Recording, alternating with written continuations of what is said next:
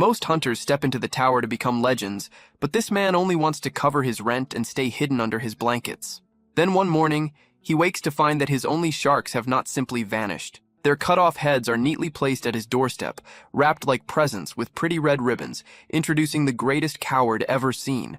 He has no talent, lives with crushing anxiety, and avoids danger as if it were a deadly plague. But the system drags him into a deadly game with one rule: summon spirits to fight in his place. The problem is that these spirits are not heroes.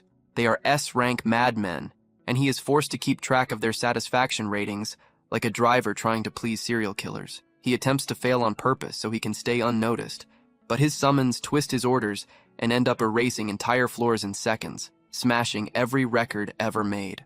Now the government is after him, the world believes he is some kind of god, and he is terrified out of his mind.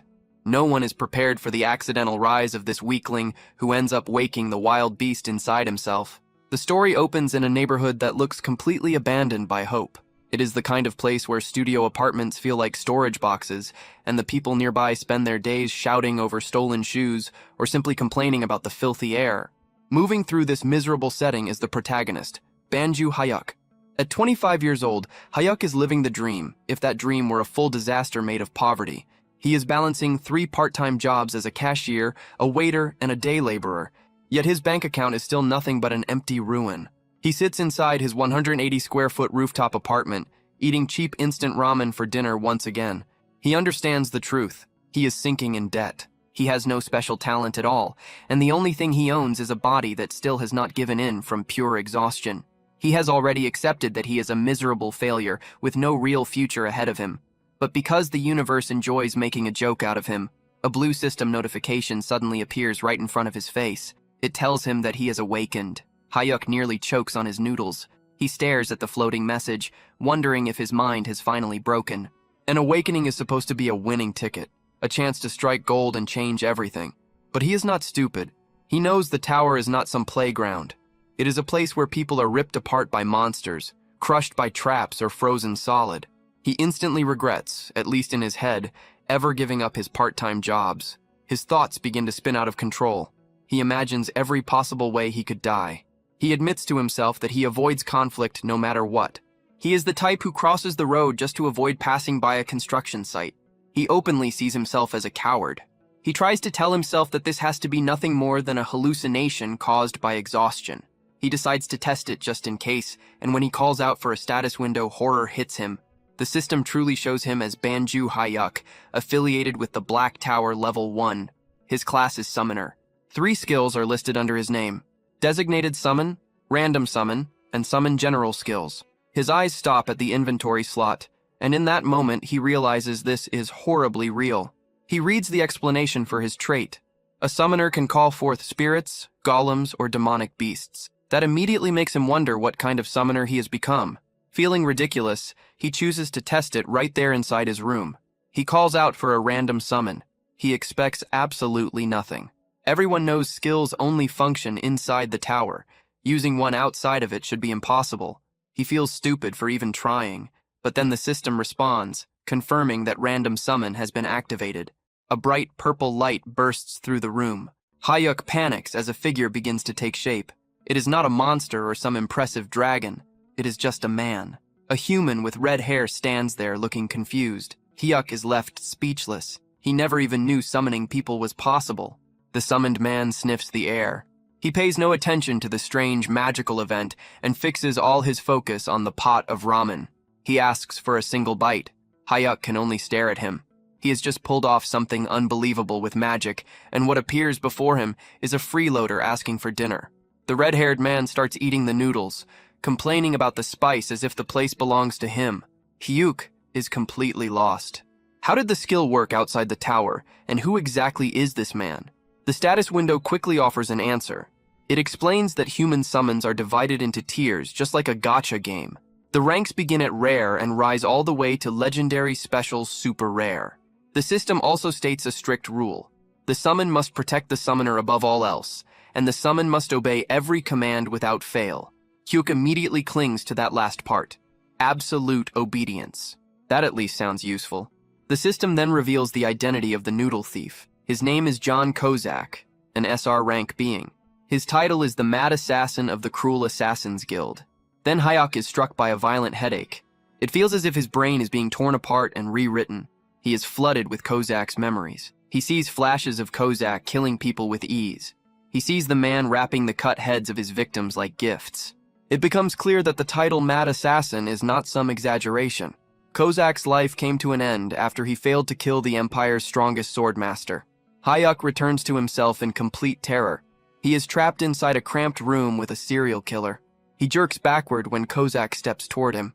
The assassin quickly lowers himself, apologizes for frightening him, and respectfully asks for orders. Hayek remembers the rule of absolute obedience. He decides to test it with a mission that carries real risk. He orders the legendary assassin to wash the ramen pot and clean the table. Kozak does it at once. There are no complaints. He moves fast, works neatly, and stays polite through all of it. Hayek watches in silence and starts thinking this might actually be useful, but he still needs proof, so he decides to push things further. He orders Kozak to bark like a dog, without dignity and without hesitation. The deadly assassin drops to the floor and starts barking. Hyuk is stunned. The control is complete. Just when he begins to calm down, someone pounds hard on the front door, and a voice demands that Banju Hyuk open it. Hyuk freezes. He suddenly remembers what day it is. It is the day to pay the interest. He owes 10 million won to a loan shark because no bank was willing to lend him money. He borrowed it for his father's hip surgery and his younger brother's college tuition. It was a desperate choice, and he has already paid 5 million in interest without reducing the original debt at all. The loan shark is now outside. Hayek starts to panic. He looks toward Kozak, who has already pulled out a dagger and stands ready to kill whoever is behind the door. Kozak asks for permission to bring back the intruder's head. Hyuk frantically stops him. Murder is not something society accepts so lightly. He orders Kozak to hide in the bathroom, stay silent, and make no sound at all. Kozak asks whether breathing is still allowed, and Hayek grants that much. Kozak slips into the bathroom just as the loan shark forces his way inside. The thug grabs Hayek by the back of the neck, demanding to know why the payment is late. Hayek apologizes over and over, lying that he has already sent it. The shark does not believe a word. He casually says that if things are really that bad, Hayek can always sell a kidney. Then the shark's lackeys speak up from the hallway. They mention that Hayek has a younger brother. They suggest that younger organs bring in a better price. The moment Hayek hears them threaten his brother, his whole body turns cold. But he knows how to survive. He forces a weak, obedient smile onto his face and assures them that he will pay. The shark warns him to be careful unless he wants to vanish without a trace, and only then does he finally leave. Once they are gone, Kozak steps back out of the bathroom. He praises Hayek for the order to hide. Hayek drops onto his bed, drained. Between the awakening, the summoning, and the threats of death, he has reached his limit. He wonders whether a coward like him can really climb the tower, but he needs the money. Kozak asks what he should do next. Hayek tells him to do whatever he wants. Kozak asks if he can watch television since it has been a long time. Hayek agrees, too confused and too tired to care. Kozak happily settles in and begins watching soap operas one after another. Hayek lies on the bed and watches the assassin in silence. He starts to feel that having another person around is not so bad. For the first time in a while, the silence is gone, and that alone brings a strange sense of comfort. He slowly falls asleep. When Hayek wakes up the next morning, the room is empty. The 6-hour summon time has ended. A notification confirms that Kozak has been unsummoned. He rubs his eyes, thinking it might have all been some kind of fever dream, and decides to get ready for work. But then he hears the television. It is still on, showing the morning news. The reporter announces urgent breaking news. Earlier that morning, the office of a private lending company called Smile Cash was destroyed. 3 victims were found at the scene, all of them beheaded. Hyuk goes completely still. Smile Cash is the company of his loan shark. The report continues, describing the scene in detail. The most disturbing part is that the victims' severed heads were decorated with red ribbons. Hyuk's face turns pale. The image instantly connects in his mind. He realizes exactly what has happened. He shouts in panic, realizing there was nothing comforting about this situation at all. He did not bring someone harmless into his life. He brought in a deranged killer who went out and butchered his debt collectors while he slept. The news keeps feeding fear into him. The report paints a clear picture of the Smile Cash murders, confirming once again the beheadings and the red ribbons placed like decorations. Hayuk knows without a doubt that this is Kozak's doing, and he understands how serious this is. His thoughts spiral out of control. He imagines himself at his cashier job, where even a normal customer holding a heart-shaped item starts to feel dangerous, or worse, someone handing him a severed head. Fear takes over completely. He becomes convinced the police will eventually trace everything back to him. Unable to function, he calls in sick for all his jobs. There is no way he can work while thinking he might be tied to a triple murder.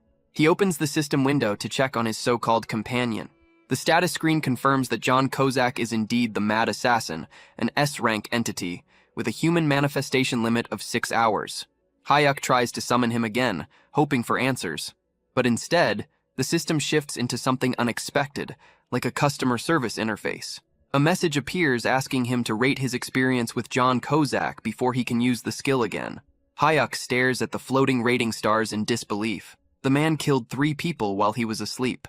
From his point of view, that feels like a clear 1-star experience. He wants to leave a terrible rating for all the trouble caused. But then his conscience stops him.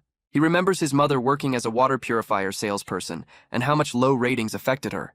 Even in this situation, he cannot bring himself to be cruel, not even to a murderer. With a tired sigh, he settles on a polite 3-star rating. The moment he submits it, Kozak appears again, smiling brightly. He thanks Hayuk for the generous 3-star rating and promises to do even better the next time. He looks far too innocent for someone who just carried out a massacre. Hayuk does not waste time and immediately asks if he was the one who killed the men who came to the house the day before. Kozak confirms it without hesitation, cheerfully explaining that he took care of them just before his summon time ended. A wave of sickness rises in Hayuk as he realizes he is standing face to face with a killer. Even so, he forces himself to ask how Kozak managed to find their office. The assassin explains that he placed a tracking mark on them when they broke into the room, because he recognized them as a danger. When Hyuk argues that he never ordered anyone to be killed, Kozak calmly repeats the 3 rules of summoning. The first rule is to protect the summoner's life above everything else. Even though Hyuk ordered him to stay hidden, Kozak judged that removing the threat to Hyuk's safety mattered more than staying silent. Hayuk calls that way of thinking insane, and Kozak politely accepts the insult as though he has been praised. He even admits that he hears the same thing often. That answer sends Hyuk's thoughts into a nightmare. He starts imagining himself brushing shoulders with a rude stranger in public, only for Kozak to treat a small insult like a real threat and leave more ribbon-wrapped heads in the street. Desperate to put some kind of limit on this madness, Hyuk demands a promise. Unless a knife is literally pressed against his throat, Kozak is not allowed to kill anyone over suspicion alone. Kozak salutes like a loyal soldier and agrees to use his best judgment, which is such a vague answer that it gives Hayuk no comfort at all. Trying to move away from the subject, Kozak asks whether Hayuk has thought about climbing the tower. Just hearing that makes Hyuk's legs shake. He admits that while it could be a huge chance to change his life, he is simply too afraid and sees himself as a coward compared to the so-called heroes who throw themselves into danger. He expects disappointment, but instead Kozak's eyes brighten. He declares Hayuk the greatest kind of summoner because courage is poison to someone in that role. In Kozak's view, a brave summoner is only a dead summoner. He says he would rather serve a master who values survival so he can handle all the ugly work while Hyuk stays alive and well for a long time. That strange praise gives Hyuk a small bit of comfort. For once, his cowardly nature sounds less like a flaw and more like a survival skill. He sends Kozak away and tries to get some sleep. When he wakes, he decides to forget about the tower and just live quietly, especially now that the debt collectors have disappeared under very suspicious circumstances. But life does not leave him alone for long. He gets a call from his father, who reveals that he needs to be moved to a more expensive hospital. At the same time, Hyuk learns that his mother has just lost her job. The weight of money problems crashes down on him all over again, heavier than before. In that moment, Hyuk understands that he no longer has a choice. He prepares himself in a ridiculous outfit, covering his body in safety padding and putting on a helmet. He looks like someone about to ride a bicycle with training wheels. Even so, he decides to step into the tower, planning to check only the first floor and leave quickly. But there is one problem. He really does not want to enter with the red-haired psycho. He tries to use random summon again, hoping to get literally anyone else, maybe even a legendary rank. The system shuts him down instantly. A message appears, stating that the skill has a cooldown of 28 days. With no other option left, he summons Kozak again. This time, Kozak thanks him for the 5-star rating, making it clear that Hyuk has already learned the importance of keeping a murderer satisfied. Kozak is pleased that Hyuk has decided to enter the tower, but he immediately criticizes the safety gear. He tells Hyuk to throw away the clumsy armor, claiming he will act as the perfect guide. He promises that Hyuk will not need to do anything at all. Taking a deep breath, standing beside a very dangerous escort, Hyuk accepts the prompt and enters Korea's Black Tower, first floor. His grand entrance into the tower begins, and by grand entrance, he is doing everything he can not to throw up all over his assassin. The teleportation hits him hard, messing up his balance, and he ends up clinging to John Kozak like a helpless koala. They arrive on the first floor, which turns out to be a barren wasteland, far from anything that could be called comfortable. Kozak, calm as always, gently pats him and reassures him that the nausea will pass with time. As Hyuk slowly moves away from the safe zone, holding his chest, a system notification appears, almost as if trying to boost his confidence. It informs him that his physical abilities have been raised to a mature level just by entering the dungeon. The urge to vomit fades, replaced by a sudden wave of confidence that he did not earn. He clenches his fists, feeling stronger, faster, and strangely capable. For a brief moment, he actually believes he can fight. The system assigns his first mission: defeat 5 fat grubs with tough skin within 2 hours. The name sounds bad, and the reality is worse. The creatures are massive beetles, large and unpleasant to look at. Hyuk tries to remember what he knows about them and recalls that they are considered the basic training enemies of the tower. But basic does not mean easy. For a beginner, defeating even one of these creatures usually takes around 30 minutes of desperate effort. They are known for their thick shells that make weapons bounce off without doing much damage. Still carried by his temporary confidence boost, Hyuk decides that this will be the moment he proves himself. He asks Kozak for a weapon, determined to defeat at least one creature on his own. He walks up to the nearest giant insect, weapon raised, almost looking like a hero. Then the creature moves. It barely shifts, just a small twitch. That alone is enough to destroy all his courage. His confidence collapses instantly. He turns around and screams for Kozak to save him, abandoning any sense of pride in a single moment. Kozak does not criticize him. Instead, he calmly praises Hyuk for making the correct decision to retreat. The assassin moves in, but he does not simply pierce the insect. That would have been far too restrained. He activates a technique called Blade Explosion with C4. Yes, that is exactly what happened. He brings out military-level plastic explosives against a tutorial beetle. A huge blast erupts, dust spreads in every direction, and the insects are not merely beaten, they are erased. Hyuk can only stare in shock as the mission ends in a matter of seconds. The system loses all restraint, granting Hyuk an S++ conquest score and a gleaming platinum badge. Hyuk looks at the rewards and realizes that while others are struggling to survive, he has somehow run into a complete exploit. While Hyuk brushes the dust off himself, a global alert reaches every player across South Korea. It declares that the second floor of the Black Tower is now open. The scene shifts to other hunters, gyms, and bars, where people react in confusion and wonder who could have cleared the first floor that quickly. At the same time, Hyuk is already back at his apartment going through his loot. He examines the magic stone. He had just obtained it. It is a blue crystal essential to modern industry, and even with the market flooded, it is valued at 50,000 won. Hyuk runs the numbers. He had just made 50 grand in 5 minutes. That is more than he earns after days of carrying bricks. He studies the platinum badge, something he has never seen before, but chooses to put it aside for now because the money is the only thing that matters. To mark his sudden fortune, Hyuk orders food delivery. He picks pork trotters, but being a thoughtful master, he chooses the regular version instead of the spicy one. He remembers that the legendary mad assassin has a paper-thin tongue and cannot deal with heat. Kozak is clearly moved by that choice, but still inspects the food with suspicion, asking whether it is spicy. As they eat, Hyuk brings up something that had been bothering him. He asks whether Kozak's old-fashioned and overly stiff way of speaking is normal. Kozak admits that it is a habit he picked up from his former summoner. Hyuk laughs and points out that it makes him sound like someone still caught up over an ex-boyfriend. Kozak says he can change it if it becomes irritating, but Hyuk tells him to leave it because it is honestly pretty amusing. They laugh together over pork and killing, making their strange connection even firmer. Hyuk finally accepts that the tower is not some deadly trap. It is his own personal ATM. The following morning, Hyuk reorganizes his whole life. He decides to leave behind his body-breaking day labor jobs. His new routine is clear. He will work at the convenience store during the day, the restaurant in the evening, and then farm the tower with his assassin summon at night.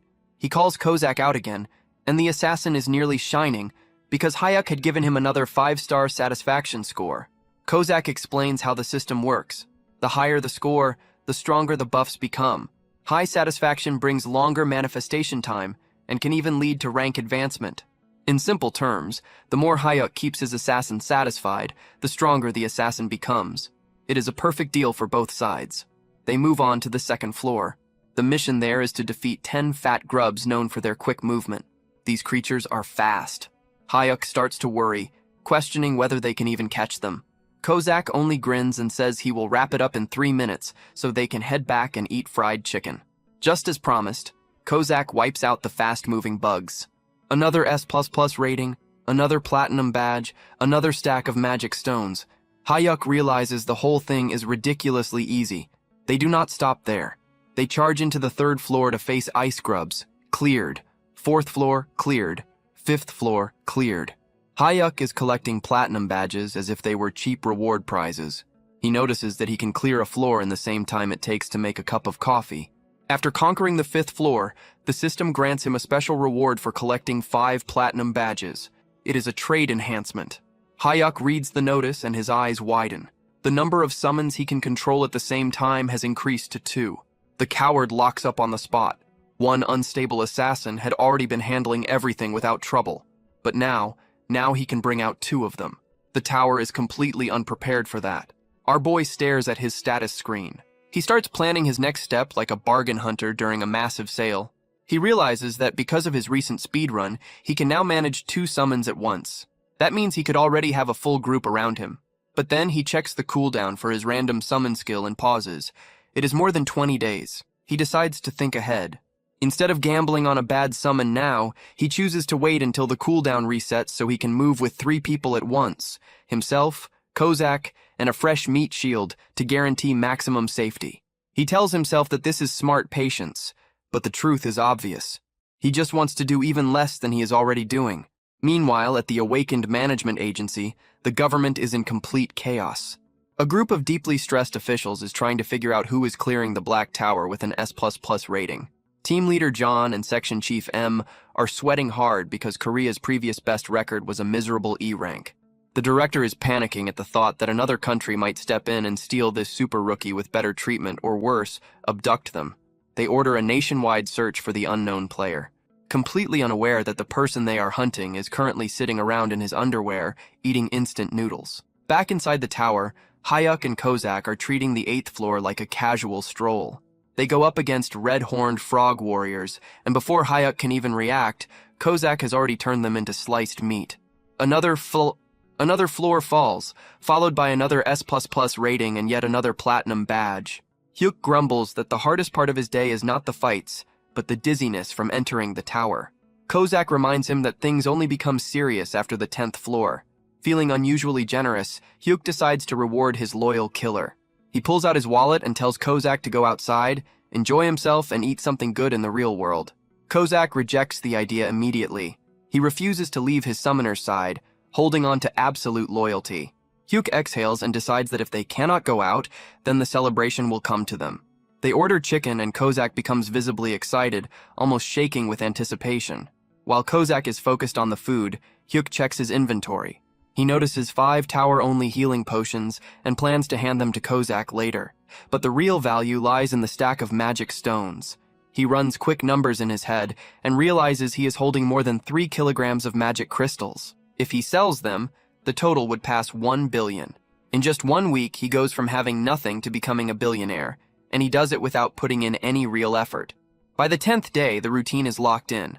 Hayek works his cashier shift, then returns home to wipe out monsters. He gives Kozak another 5-star rating, which extends the assassin's active time by an extra hour. Kozak forms a heart shape with his arms to show appreciation. The gesture looks both harmless and disturbing coming from someone who makes a living cutting heads off. They step into the 10th floor, and Hayek immediately senses a difference. Mana floods his body, and he describes the feeling as something wild and untamed. The rush gets to his head, and he decides he wants to take part in the fight this time. Kozak reacts with clear alarm, thinking that even a single scratch on Hyuk would force him to punish himself. Hyuk ignores the concern, driven by pride, since the enemy is only a large insect. The monster appears, and in a brief moment that looks like skill, or perhaps Kozak acting too fast to see, the creature is cut in half instantly. The system announces the 10th floor has been cleared and drops a large amount of rewards for Hyuk. Because he has gathered 10 platinum badges, the system grants him a special option. He can copy one skill from a summon. The choices include strong attack abilities like Blade Explosion and Poison Dagger. A normal person would go for damage. Hyuk chooses Shadow Step without hesitation. Kozak questions the decision, and Hyuk admits it is the best option for escaping. Kozak supports the choice, treating it as smart thinking since survival comes first. Hyuk then tries to use his new teleport skill inside his living room, jumping around like a restless animal, but nothing happens. He realizes too late that skills cannot be used outside the tower and ends up looking ridiculous, bouncing around his apartment like a fool. Once he is finally ready to turn his loot into cash, Hyuk contacts the Awakened Management Agency to sell his magic stones. To him, it is only a simple business deal, but to the agency, this is the clue they have been waiting for. Team Leader John and Section Chief M race to the address, hoping this is the person they have been searching for.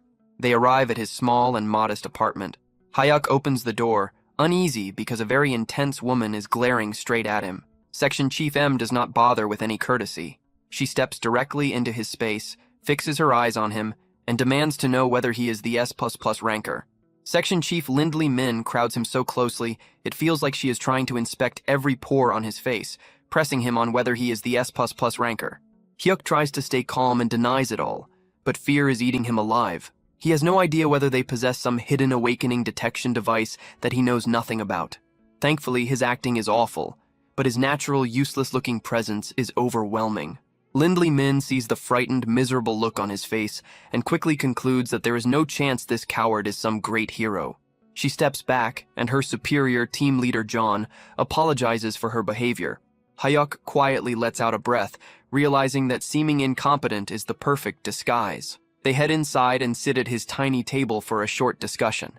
Team Leader John begins the confirmation process by asking for proof of his dungeon clears. Hyuk hands over the mana crystals he obtained from the 10th floor. The two agents exchange a glance. Clearing the 10th floor is no small thing, and it lines up with the pace of the mysterious top rookie they are trying to find. They casually ask whether he has heard the global announcements about the high-rank clear. Hyuk throws himself into the act and pretends to be stunned, praising the unknown player while sweat soaks through his shirt. Then Team Leader John explains the deal. Players are split into two categories, the elite group and the general group. The elite side receives a salary, government backing, and strong equipment.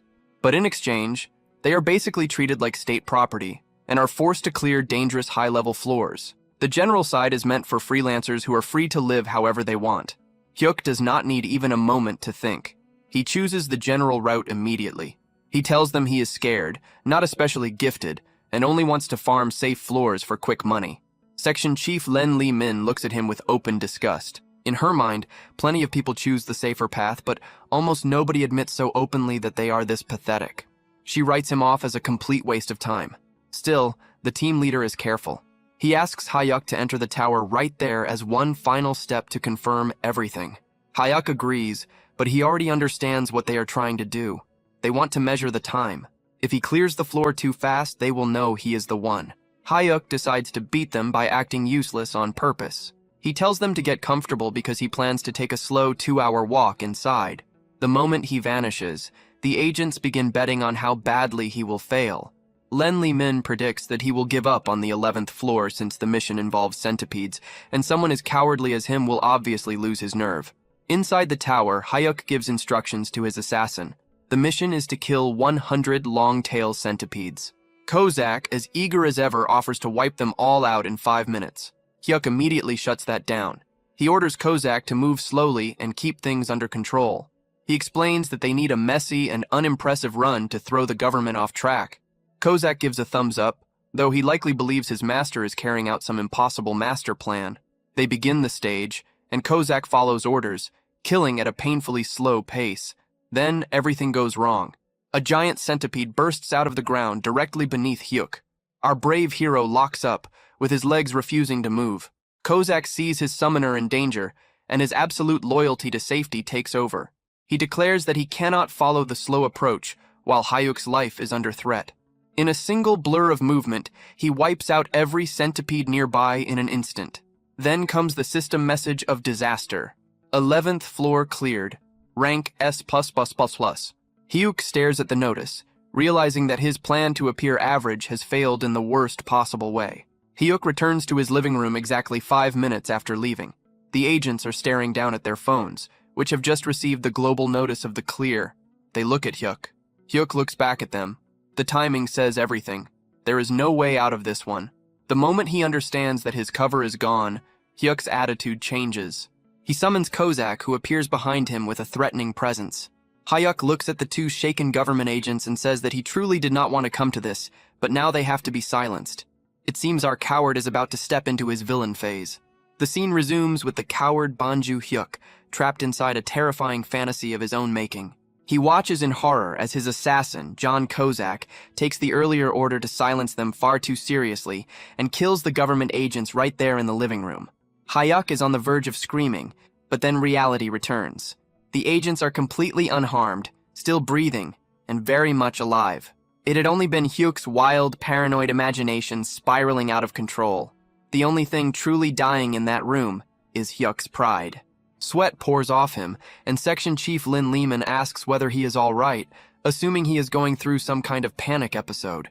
Team leader John blames the sweating on a persecution complex, which is really just a cleaner way of calling him a complete nervous wreck. Hyuk quickly says he is fine, just to keep things moving. Team leader John wastes no time and gets to the point.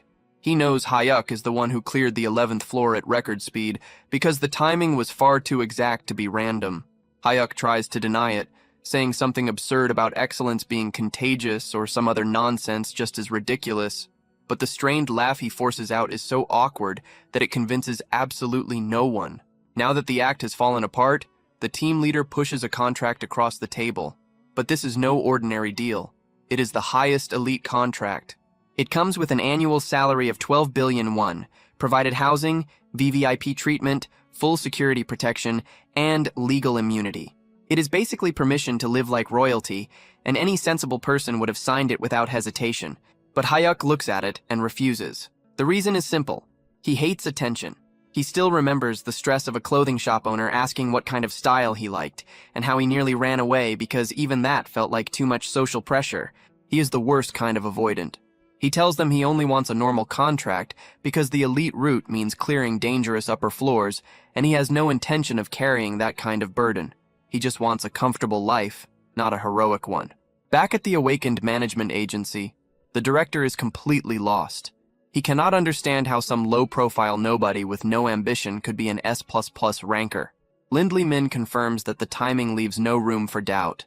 The director decides that he does not care whether Hyuk is strange.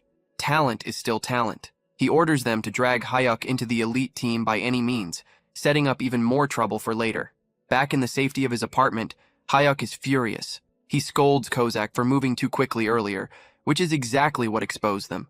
Kozak apologizes, but Hyuk decides he has to be strict. He yells that if Kozak ignores orders again, there will be nothing waiting for him. No television, no snacks, only misery. They head into the 12th floor to hunt ice weasels. Hyuk gives an extremely clear order to move slowly.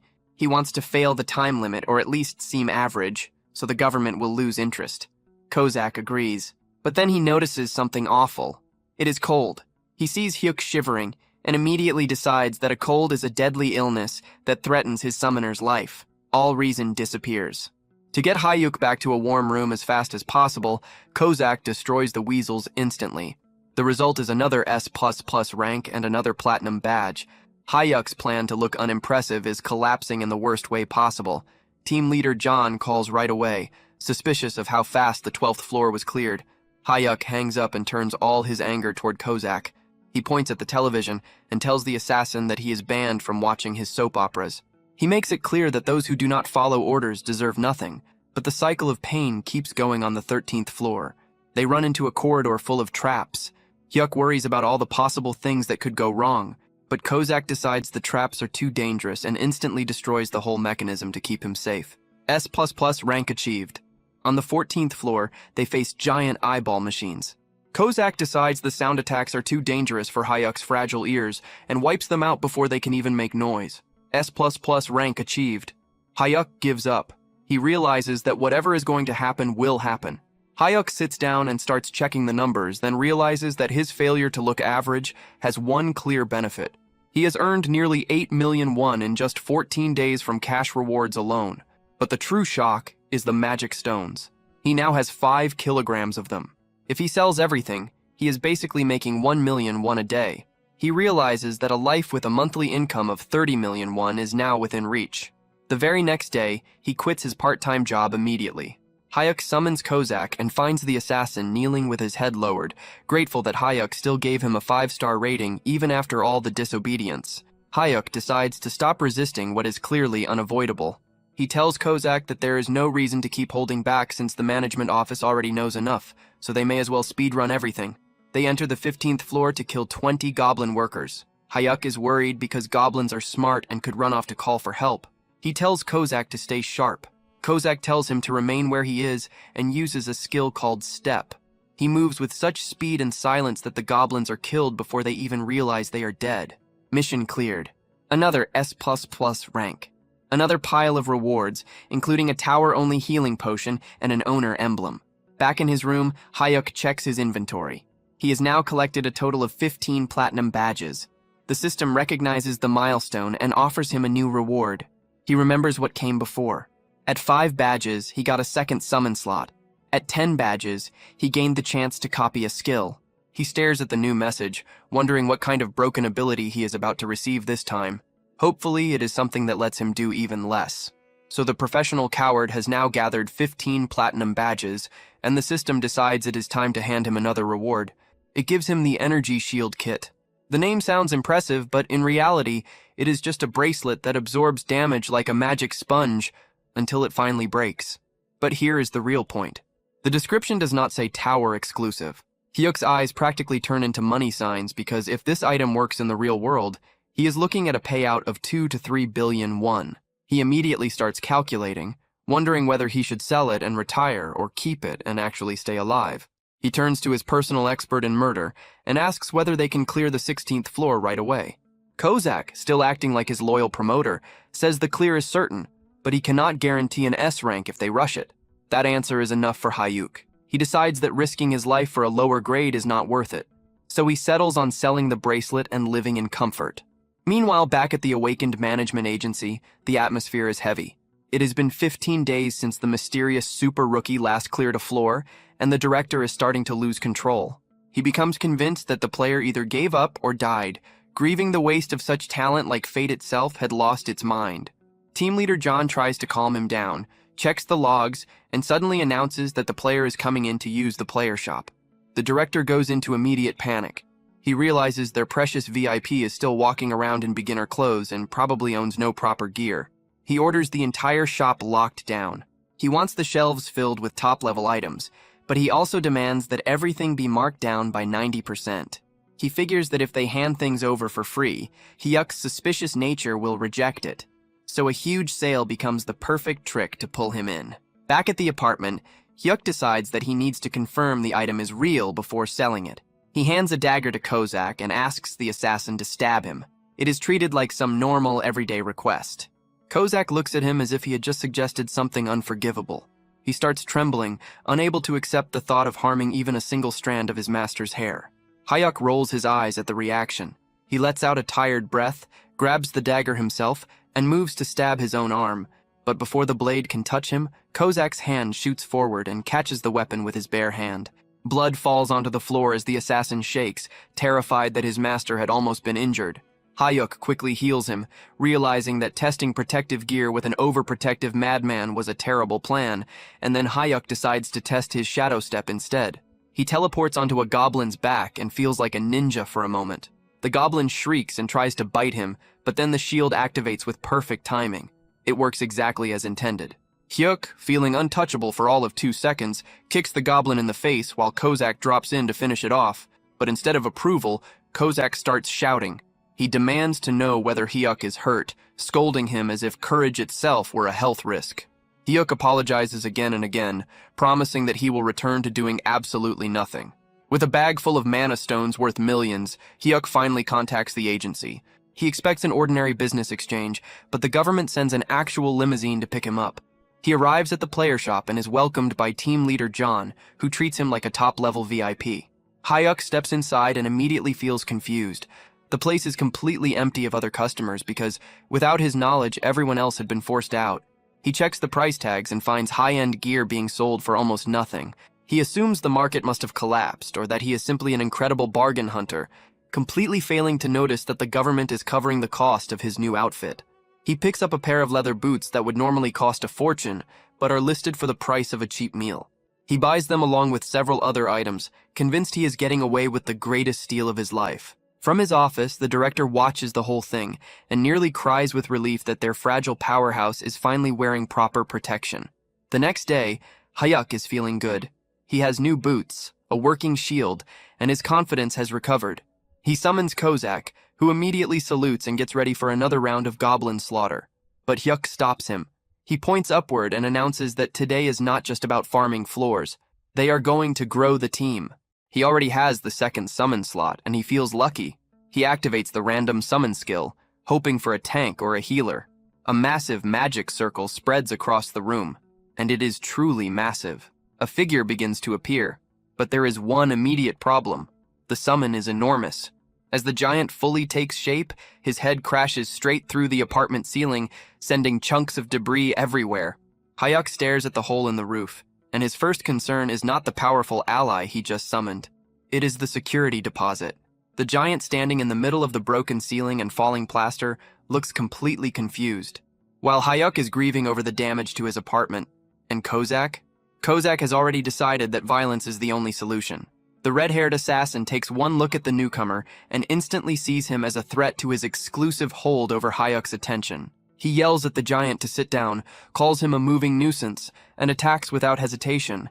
Hyuk watches in horror, not because of the blood, but because he absolutely cannot afford more damage to the property. Kozak keeps slashing and raging, sounding like a jealous ex who just ruined a wedding, but the giant remains still, completely unaffected. He looks down at the assassin who is doing everything possible to kill him, and calmly says that it only tickles. One of Kozak's eyes twitches. He threatens to cut the giant's throat and decorate it, proving that his strange obsession with wrapping things is still alive and well. Hyuk finally steps in and orders both of them to stop before the entire building collapses. Kozak freezes immediately because an order from his master cannot be ignored, but rage is still pouring off him. Hyuk asks for a report on the new summon. Kozak spits on the floor and says there is no reason to learn the man's name because he is nothing more than a meat shield. He explains that this man is known in the underworld as a complete fool who probably does not even understand the 3 laws of summoning. To prove it, Kozak tests the giant on Article 1. The giant blinks, clearly taking far too long to process the question, and admits that he does not know. He forgot. Kozak turns to Hyuk with a smug expression that says he had been right all along, suggesting they kill the giant now and roll the gacha again in 100 days. Hyuk ignores the suggestion of murder and checks the system window. The new summon is rare rank, the lowest tier possible, with the class Savage Warrior. His name field is still empty, and his satisfaction score does not exist yet. Then, the familiar headache hits, and Hyuk is pulled into the giant's memories. He sees a wide and beautiful plain where the giant is running around with butterflies. It feels almost harmless and bright until it becomes clear that the giant is also casually snapping the necks of wolves while playing. The memory reveals the tragedy behind this massive figure. He had been simple and pure, someone who found joy in nature, but he was also unbelievably stupid. A group of so-called heroes tricked him into joining their party, used him as the frontline shield against a hydra, and left him to be melted by acid breath while they stayed safely behind him. He died protecting people who had been mocking him the entire time. Hyuk returns to reality and looks at the giant differently. He knows the whole thing is messed up, but he also realizes that someone loyal to the point of stupidity and able to endure pain is exactly the kind of person a coward like him needs. He decides to give the giant a name. He asks whether he prefers Yaman or Gobang. The giant, staying true to himself, says that he does not know, so Hyuk chooses Gobang. He smiles and promises to make Gobang happy, which sounds kind on the surface until it is remembered that Hyuk's idea of happiness is surviving while others do all the work. He introduces Gobang to Kozak and declares that the three of them are now comrades. Kozak looks like he has just swallowed something sour. He politely accepts the word comrade while silently measuring how quickly he could take Gobang apart. With the group now complete, they head straight for the 16th floor. The mission is to eliminate 30 goblins. Kozak, still acting like the most dramatic person alive, insists on taking the front to shield Hyuk from poison darts. They move through the forest in formation, with Kozak in front, Hyuk safely in the center, and Gobang covering the back. Without warning, a goblin fires a poisoned dart. Kozak catches it in midair with effortless precision, then immediately turns to check on Hyuk with extreme concern. Hyuk points out that there are around 50 goblins hiding in the trees. Kozak prepares for a careful fight, but Hyuk has a different plan. He tells Gobang to move to the front and block them. Gobang does not think through the situation. He does not circle around. He simply jumps. The giant launches himself into the air and crashes down with the force of a small disaster. The shockwave alone throws Kozak off balance. Arrows pour down onto Gobang, but they simply bounce off his skin like worthless toys. He laughs and says it tickles, then starts crushing the goblins into a bloody mess. Hyuk watches from behind a rock with wide eyes. He realizes that even though Gobang is only ranked rare, his raw physical power easily reaches SSR level. The system clearly pushed his rank down only because his intelligence barely exists. After the slaughter, they celebrate back at the apartment with fried chicken. Gobang is thrilled. He stuffs an entire piece of chicken into his mouth, bones included, and chews it all down. He looks at Hyuk with pure happiness and comments only on the crunch. Kozak watches the whole thing with complete disgust. He asks whether the chicken is spicy, but most of all, he is deeply offended by Gobang's manners at the table. Hyuk tries to build some sense of teamwork, telling Kozak that Gobang is family now. Kozak immediately pushes back, questioning why he has to share that title with a bone-eating vacuum. The following day, they head to the 17th floor. Hyuk, feeling the effects of leveling up, starts getting a little too confident. He tightens his fist, feels mana rising through him, and wonders whether that wild force inside him is finally waking up. For a brief moment, he thinks that maybe he should join the fight this time. Kozak crushes that idea immediately. He tells Hyuk to stay in the back because confidence usually ends with death. They come across a full battalion of goblin warriors. These are not the weak, half-naked goblins from before. These ones have shields, armor, and organized formation. A normal player would have to pull them out one by one. Hyuk looks at the army. He looks at his fist full of false confidence. Then he looks at his giant, unstoppable tank. He decides that strategy is for people who do not have something like Gobang. He orders the giant to wipe them all out. As Gobang charges forward, Hyuk starts wondering what kind of broken power he is going to receive next, because at this rate, he is going to conquer the tower without even getting tired. Gobang crashes into the goblin battalion like a runaway train. He bats them away like insects, and Hyuk watches from a safe distance, completely absorbed by the sight. He realizes that strategy and tactics are nice ideas for weak people, but when someone has a living tank, it is like bringing a bomb to a knife fight. Hyuk compares the goblins to people on bicycles trying to stop a war machine. It is not a battle. It is a massacre. Thanks to the giant fool's rampage, Hyuk clears the 17th floor with another S++ rank and collects yet another platinum badge. He is drowning in rewards, and his ego is beginning to grow even faster than his money. They move straight to the 18th floor. The mission is simple. Eliminate 30 goblin assassins. Hyuk shouts for them to move out with the confidence of a commander who never has to do any of the actual fighting. Gobang charges forward, ready to crush everything in sight. But there is one problem. The enemies are invisible. The giant swings his club through empty space, confused because there is nothing he can see to hit. He stands there looking like a dog barking at something it cannot understand, grumbling that the enemies are cowards for hiding. Kozak, who has been brooding in the background because he has not killed anything in 5 whole minutes, sees his chance. He steps forward and declares that he is about to cleanse Hyuk's eyes after forcing him to watch Gobang's pathetic struggle. He mocks the goblins, claiming their stealth is nothing compared to his own abilities. With full dramatic force, the red-haired assassin activates Shadow Step. He vanishes into motion and tears through the invisible goblins with perfect precision. It becomes a complete slaughter. Hyuk watches and instantly understands what is happening. Kozak had taken the bait. The assassin had clearly been getting restless because the new summon was stealing all the attention, so his competitive side finally exploded. Hyuk grins, realizing that Kozak's jealousy can be used to collect badges even faster. He silently praises himself for being some kind of manipulative genius. Then the stupid thoughts take over. Hyuk is already level 18. He can feel the mana running through his body, and suddenly, his inflated ego takes shape in his mind. He imagines a grand, muscular, wild stallion running freely through a field of flowers. Yes, the fool literally pictures his inner self as a horse charging across the world. It looks majestic, it feels powerful, and it is completely disconnected from reality. Then he spots a single goblin that had slipped through the chaos. The horse in his head practically screams. Hyuk decides to step in. He sneaks forward and swings his mace with more force than expected. The hit lands perfectly and crushes the goblin's skull in a single blow. Hyuk stands over the body, feeling like a war god. He is probably already writing a victory speech in his head, but because he is too busy admiring himself, he fails to notice another goblin creeping up directly behind him. The assassin lifts a dagger, ready to skewer Hyuk on the spot. Hyuk turns around just in time to watch his death coming at him. But before the blade can touch him, Kozak appears from nowhere. He knocks the attack away with a face full of pure irritation, and then he kicks the goblin so hard it may as well have flown into another world. He throws Hyuk a look that clearly says he turned away for 2 seconds and nearly lost his entire purpose. But the fight is still not finished. Goblins are rushing in from every direction. Gobang is crushing the left side and Kozak is locking down the right. Hyuk stands in the center with adrenaline flooding through him. The wild stallion returns, and this time, it is not only in his head. Hyuk sees 2 goblins charging straight at him. Instead of panicking and calling for help, he activates Shadow Step. He disappears from sight. In the next instant, he appears behind the goblins with his mace already in motion.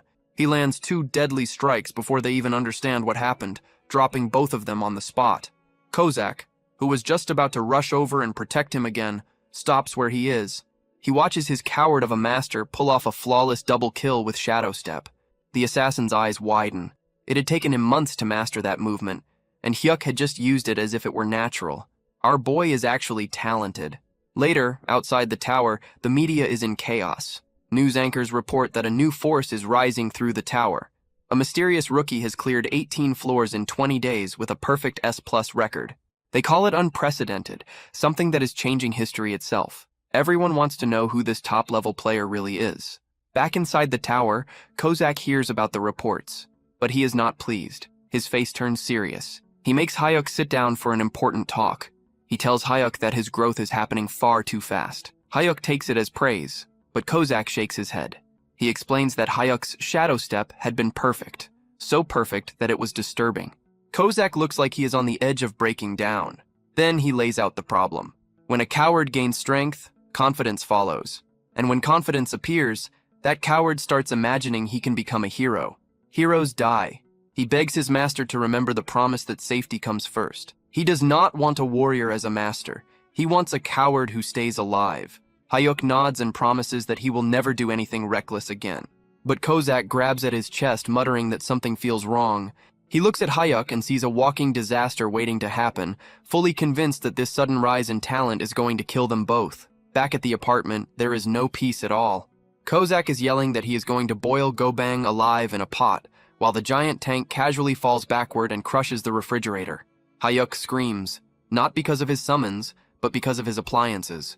He shouts at them to stop destroying the house, but the damage is already done. The fridge door is bent, and even worse, a precious jar of kimchi has shattered across the floor.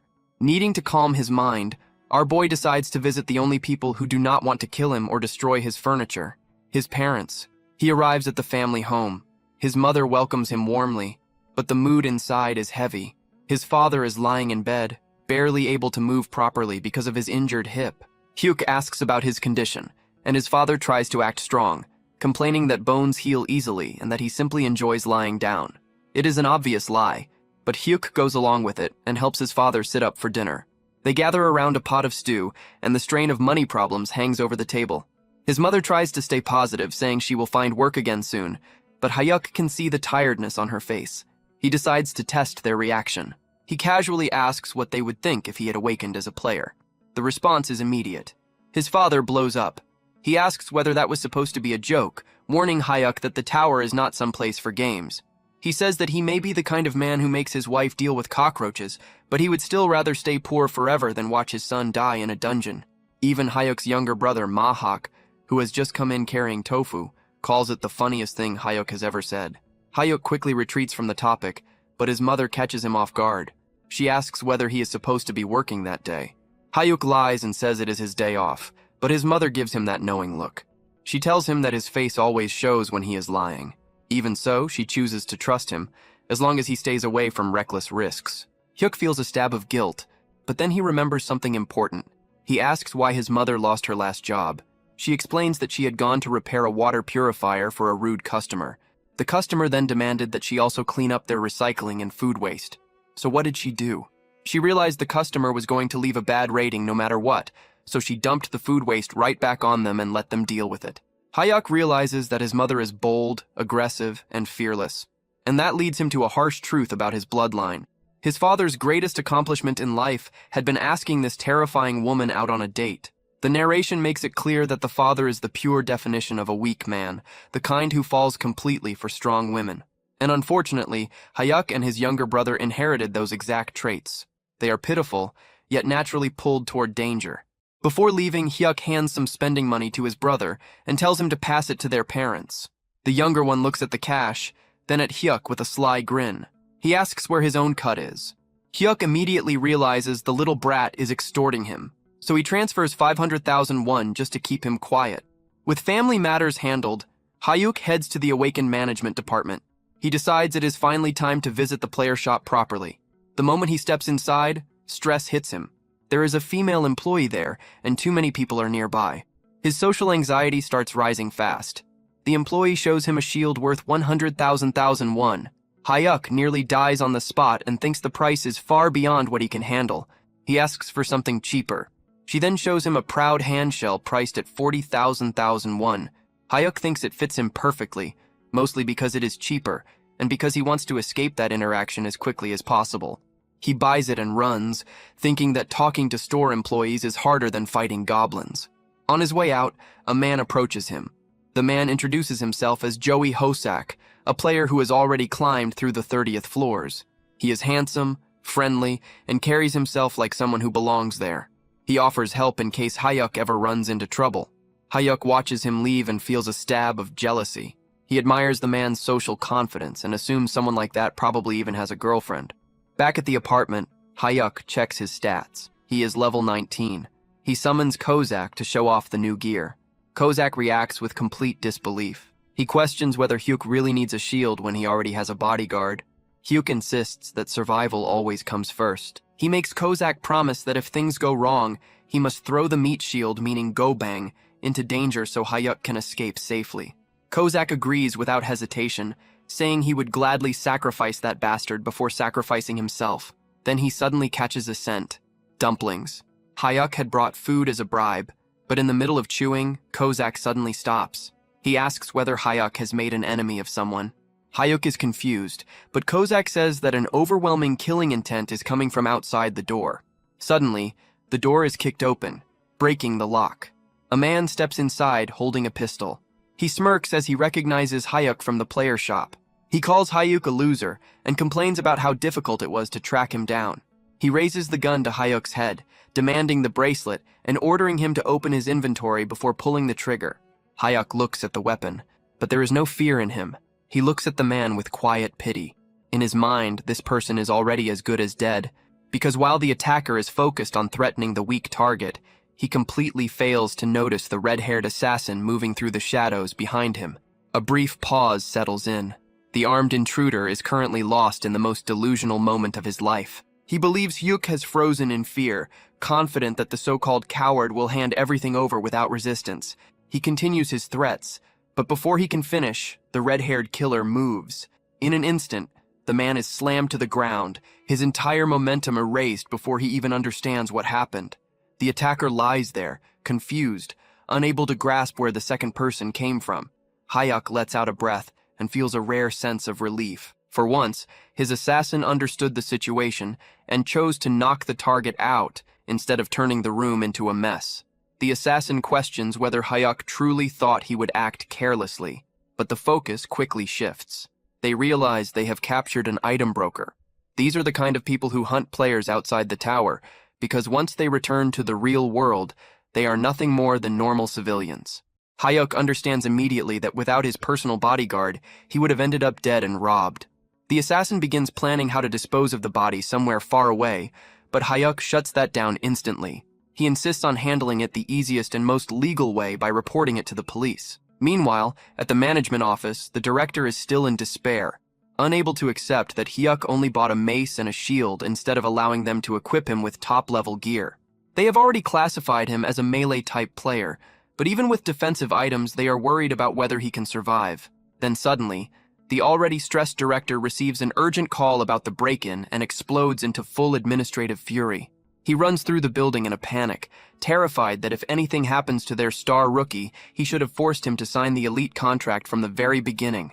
By the time the government official arrives, the police are already dragging the gunman away. The criminal is desperately trying to act like the victim, shouting that he was actually the one who had been kidnapped, but Hyuk has no patience for that nonsense.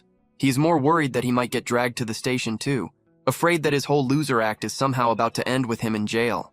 But then the overworked director steps in like some kind of guardian figure, or at least like a furious manager with no patience left. The robber recognizes him and immediately begs for help. The director answers with a clean punch straight to the face. He cancels the man's player registration on the spot, refusing to hear a single excuse from a level 34 criminal. He orders the police to take him away, knowing that once the higher authorities get their hands on a repeat offender like this, no shady liar in the city will come near him again. Once the garbage has been removed, the director turns back to Hyuk with an expression honestly more frightening than the gunman's. He apologizes over and over for the failure in security and swears to protect him, even if that means pushing more contracts on him later. With the situation finally settled, the red-haired assassin appears again, asking whether anyone else needs to be executed today. Hyuk has to firmly tell him to stop searching for people to punish and to put away the daggers. It is time to return to farming floors. So they head to the 19th floor to deal with 30 goblin shamans. These enemies are dangerous because they can keep firing off curses and flaming arrows, but their giant meat shield comes up with a very simple answer. He just yells. He releases a sonic roar so loud that it literally blows the magic curses away, proving once again that being a brute is a perfectly valid strategy. The red-haired assassin sees this and immediately gets competitive, telling the giant that they need to clear the floor as fast as possible so their master does not have to lift a finger. They throw themselves into a killing spree so efficient that Hyuk does not even get the chance to swing his mace before the mission clear message appears. He is left wondering whether they finished that fast just to keep him out of the fight, but he cannot complain when it ends with another high rank and another platinum badge. At last, they reach the 20th floor, the dreaded Talon Evaluator. This place is a complete nightmare made of scouts with poison needles, tactical warriors, and massive hobgoblins. The red-haired assassin tries once again to put their master on the sidelines, telling him to stay somewhere safe while the summons handle the mission and the 100 goblin kill count. They begin setting up a plan, with the giant meat shield meant to draw all the attention while the assassin moves in to finish the targets. But Hyuk is tired of standing around like a spectator. He decides that this time he will not sit back and watch, activating Shadow Step and throwing himself straight into the middle of the chaos. He jumps right past the giant tank and rushes forward, leaving both summons completely stunned that their cowardly master has finally chosen direct violence. Our shut-in hero then drifts through a very miserable path of memory, reminding everyone that he has been a full-time human doormat since childhood. His past is not the kind that builds legends. He had been such a harmless child that other kids probably felt like stealing his toy car was doing society a favor. By middle school, he had already become a ghost in the cafeteria, perfecting the skill of eating alone while blending into the background like part of the wall. He had been so afraid of dealing with people that he could not even look school bullies in the eye. But somehow, spending a lifetime as part of the loser class turns out to be excellent training for climbing the tower. He figures that monsters are easier to deal with because they do not have messy social games or feelings to wound. To him, they are easier than a group of cruel teenagers. In his mind, this is nothing more than a deadly video game mission, except the risk of dying is real, and there is no second chance. Back in the chaos of the 20th floor, the professional coward finally stops acting like a glorified supporter and activates Shadow Step. He is moving so quickly that even the red-haired psycho who serves him is impressed, watching him race across the battlefield like some overcharged ninja. For one brief, shining moment, he actually looks like someone who knows what he is doing, dropping several goblins with surprising speed and efficiency. But the success does not last long, because the little green pests start piling onto his back like a pack of filthy, frantic children. He loses every bit of that cool image immediately, curling behind his shield and praying that his expensive gear handles the problem for him. Thankfully, the energy barrier activates at the perfect moment and keeps him from being turned into a pincushion by the goblin swarm. He realizes almost instantly that he may have become a little too confident for someone whose main talent in life is running from trouble. The moment they see their master getting overwhelmed, the summons finally step in and start doing their job.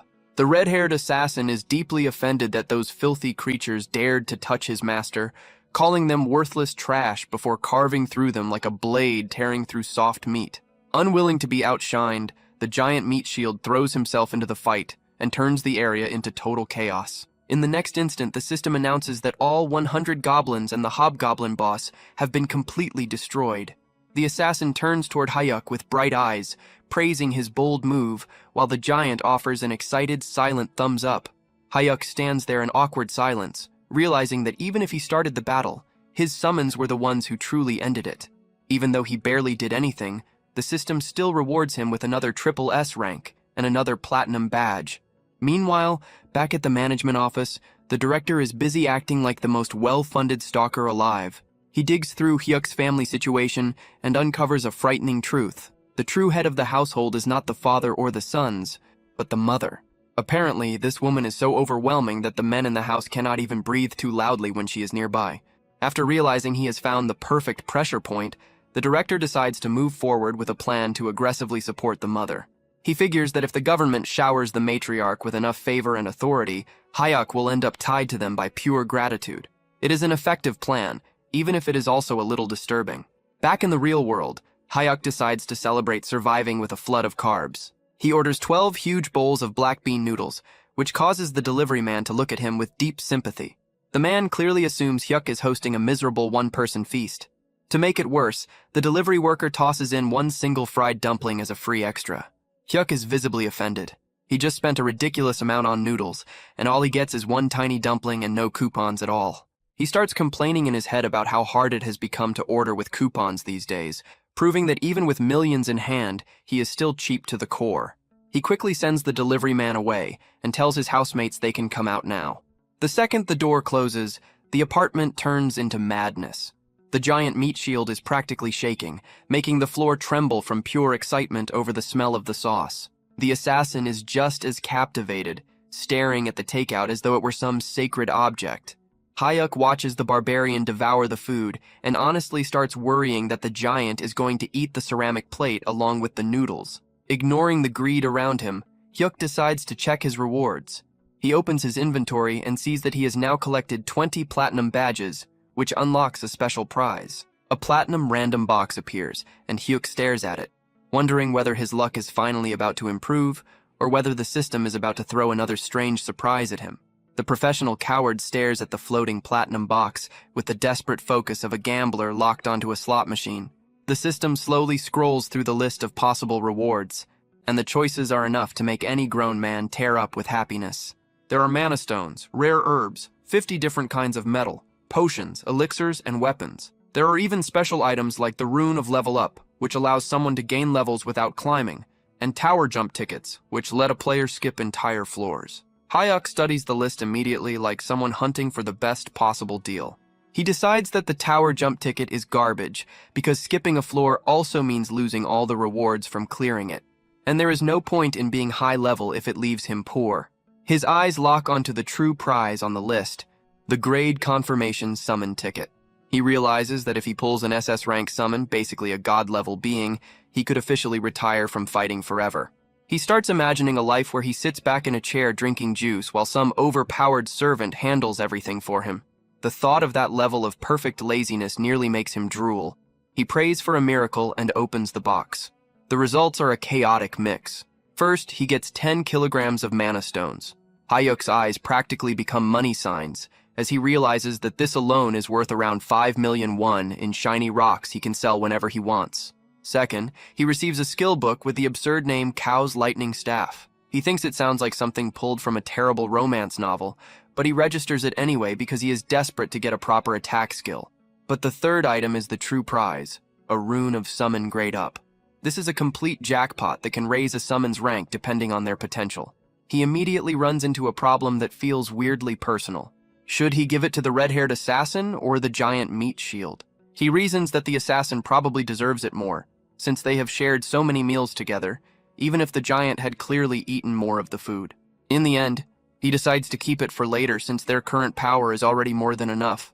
He then decides to test his new cow's lightning staff skill right there in his room.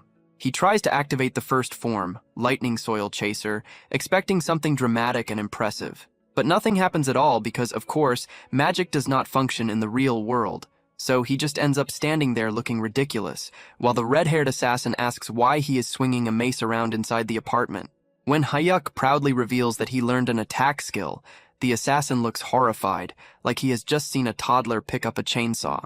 Then the serious mood breaks apart completely, because the giant meat shield decides to steal fruit from the assassin, starting another childish fight where the assassin calls him a bastard. Once the oversized children finally calm down, the assassin gives Hyuk a lecture.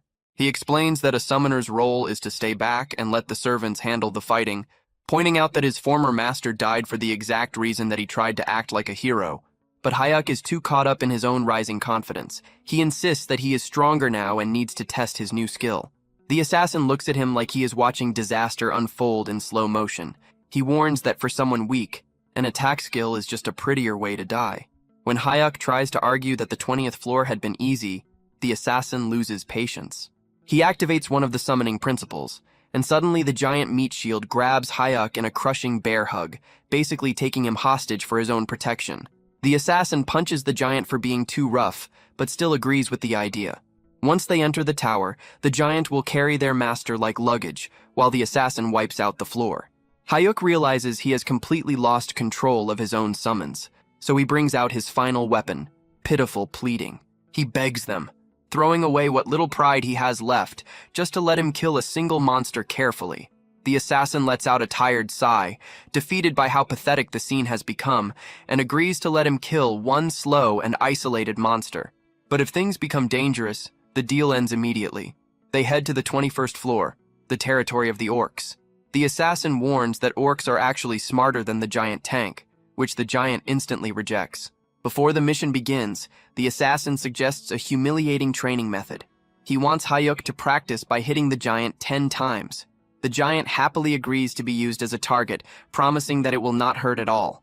Hayuk refuses to take part in something that's degrading and threatens to run in alone if they keep mocking him.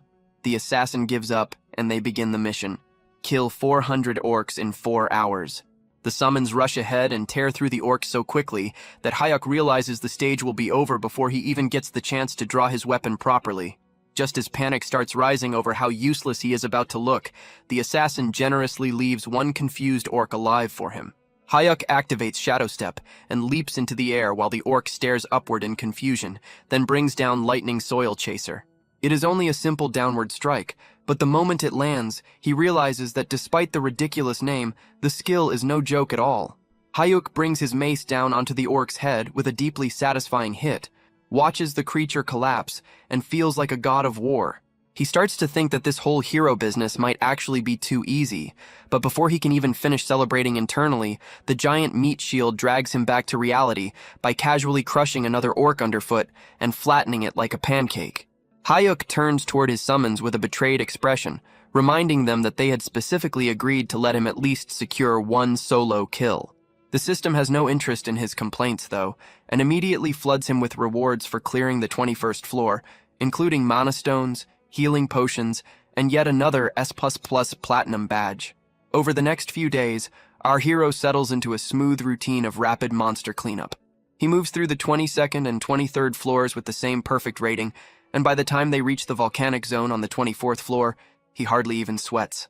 Despite the heat, the team remains unstoppable, clearing one floor a day with the efficiency of a machine that never slows down. As he gets ready for the 25th floor, Hayuk realizes that taking down only one orc at a time is starting to feel a little dull, but he knows he still has to build trust with his overly protective summons for now.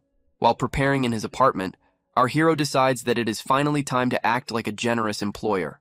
Realizing he has not given the two of them anything since they joined him, he pulls out a high-grade rune he had collected earlier.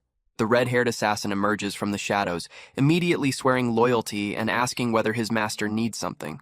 Hayuk hands over the rune, which turns out to be a grade-up item capable of raising a summons tier. The assassin is so overwhelmed that he actually bites the rune to make sure it is real, his eyes nearly turning into hearts as he realizes he can finally rise to SSR rank. He is close to tears, promising that once he becomes stronger, he will protect his master even better with his new form. Instead of upgrading on the spot, the assassin decides to wait until later that night, so he does not rush the process and end up with some broken new body. To celebrate, he chooses to stay nearby and watch television with Hayuk, though he is already starting to wonder how one show can possibly rerun that many times. As they change channels, Hayuk's heart nearly stops when he sees his mother on the news. She is standing outside with a protest sign in her hands, looking like a one-woman army fighting unfair dismissal and company abuse. It turns out she had been fired from her job as a water purifier manager because she refused to apologize for a customer's unreasonable demands, and she has spent 10 straight days protesting alone while company executives mocked her from their windows. Just as the news shows her reaching the edge of her patience, a polished lawyer from one of Korea's top law firms approaches her. He claims to be involved in a support project for socially disadvantaged people and offers to take her case for free, even promising to deal with the media side of it as well. His mother is suspicious at first, but she chooses to commit fully to the fight for justice. Back at the apartment, Hayuk is drowning in guilt, wondering what the point of having 2 sons is if their mother still has to suffer alone out on the street. The red-haired assassin immediately pulls out 2 knives and offers to pay the company executives a very violent visit, but Hayuk manages to stop him from turning it into a massacre at the last moment. Our hero starts calculating how many mana stones he would need to sell to cover any hidden legal costs, but then his father calls with even stranger good news. Not only is the lawyer free, but the best hospital in the country has suddenly chosen his father for a fully funded hip surgery and rehabilitation program. Before Hayuk can even process this sudden wave of good fortune in the family, he calls his younger brother, who reveals that he has just received a huge national scholarship from the Awakened Management Department. Hayuk quickly realizes that this is not just random kindness from the universe. Luck on this level has the government written all over it. He arranges a quiet meeting with the agency's team leader, and over a meal, he goes straight to the point and asks why they are interfering in his family's lives. The team leader does not even bother pretending otherwise, explaining that if Hayuk has problems at home, it affects how he performs inside the tower. He claims this level of support is normal for elite players, but before Hayuk can push back, the man drops a new contract onto the table. It is an ultra-elite special management agreement, and as the team leader grins and suggests they sign it on the spot, Hayuk starts sweating hard. His heart is slamming inside his chest, trying to break free as he faces the captain. The man is so excited that he looks like he might shake straight through the floor, insisting that Hayuk sign the elite team contract immediately. The professional coward realizes the captain came fully prepared to trap him, but he still tries to stay calm by claiming that he lacks both confidence and talent. The captain rises with the weight of someone delivering a final judgment, questioning whether Hayuk is really trying to act modest after setting records no one has ever touched before. Hayuk has absolutely no answer for that. He knows that pretending to be humble after clearing 24 floors with SSS-level ranks only makes him look like a complete fraud. The captain is practically pleading at this point, bringing up the recent incident involving that bastard Choi. He insists that Hyuk deserves full VIP treatment and the protection that comes with elite status. Hyuk tells him to sit down while he thinks it over. For him, the biggest problem is the mandatory video recording required under elite contracts, because he has no desire to see his homicidal summons turned into online celebrities. The captain has already prepared for that concern, promising that the recordings and security arrangements can be adjusted however Hayuk wants. He offers a high-security residence and even personal guards for Hayuk's family. Just as Hayuk's resistance starts crumbling like an old cookie, the captain drops the final bribe. 2 free houses, one for his family and one for himself. Hayuk's brain nearly shuts down at the thought of free property, but he still manages to ask for a little more time so he can get advice before signing away his future. The next morning, the assassin appears looking like he swallowed a glowing purple light. He has officially advanced from SR to SSR rank, and his new aura is so bright that Hayuk's eyes can barely handle it. Hyuk tells him to tone it down before they talk about the contract offer.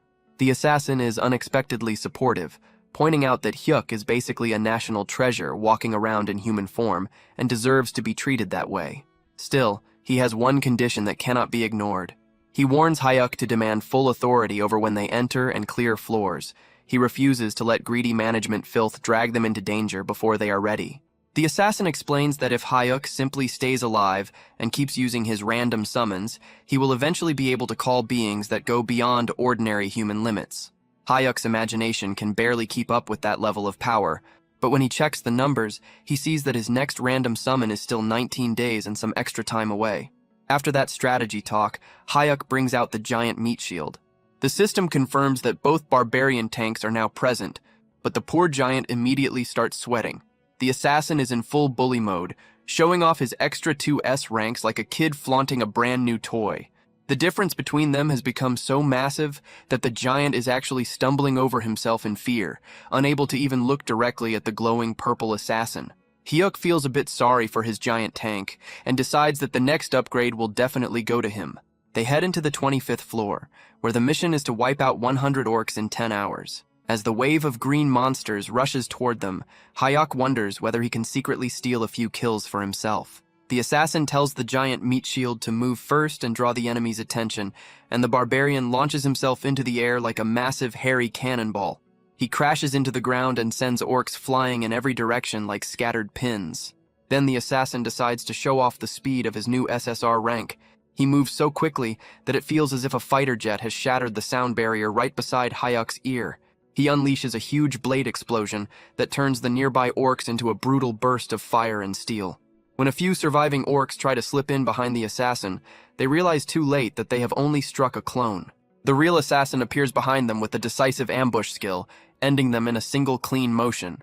The remaining orcs stare at him with faces that make it clear they would rather be anywhere else. The assassin only wonders why they look so miserable when the real fun has barely begun, then draws his poison daggers for another round. Hyuk realizes that if he does not act quickly, his own summons are going to leave him with nothing to gain. Even though the assassin wants him to stay safe and do nothing but survive, Hyuk grips his mace and decides he needs to become strong enough that his team will finally stop treating him like dead weight. He decides he cannot stay a burden forever. He rushes an orc, cleanly evades its attack, and drives a hard kick into its back. Drawing on his rising confidence, he unleashes the first form of his primordial thunderstaff. The strike smashes into the orc's head and leaves the monster dead with purple energy bursting from the blow.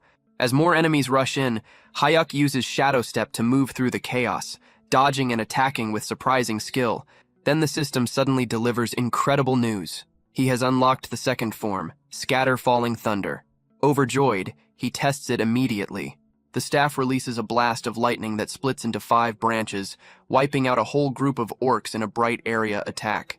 The assassin watches the display with eyes so wide they look ready to fall out.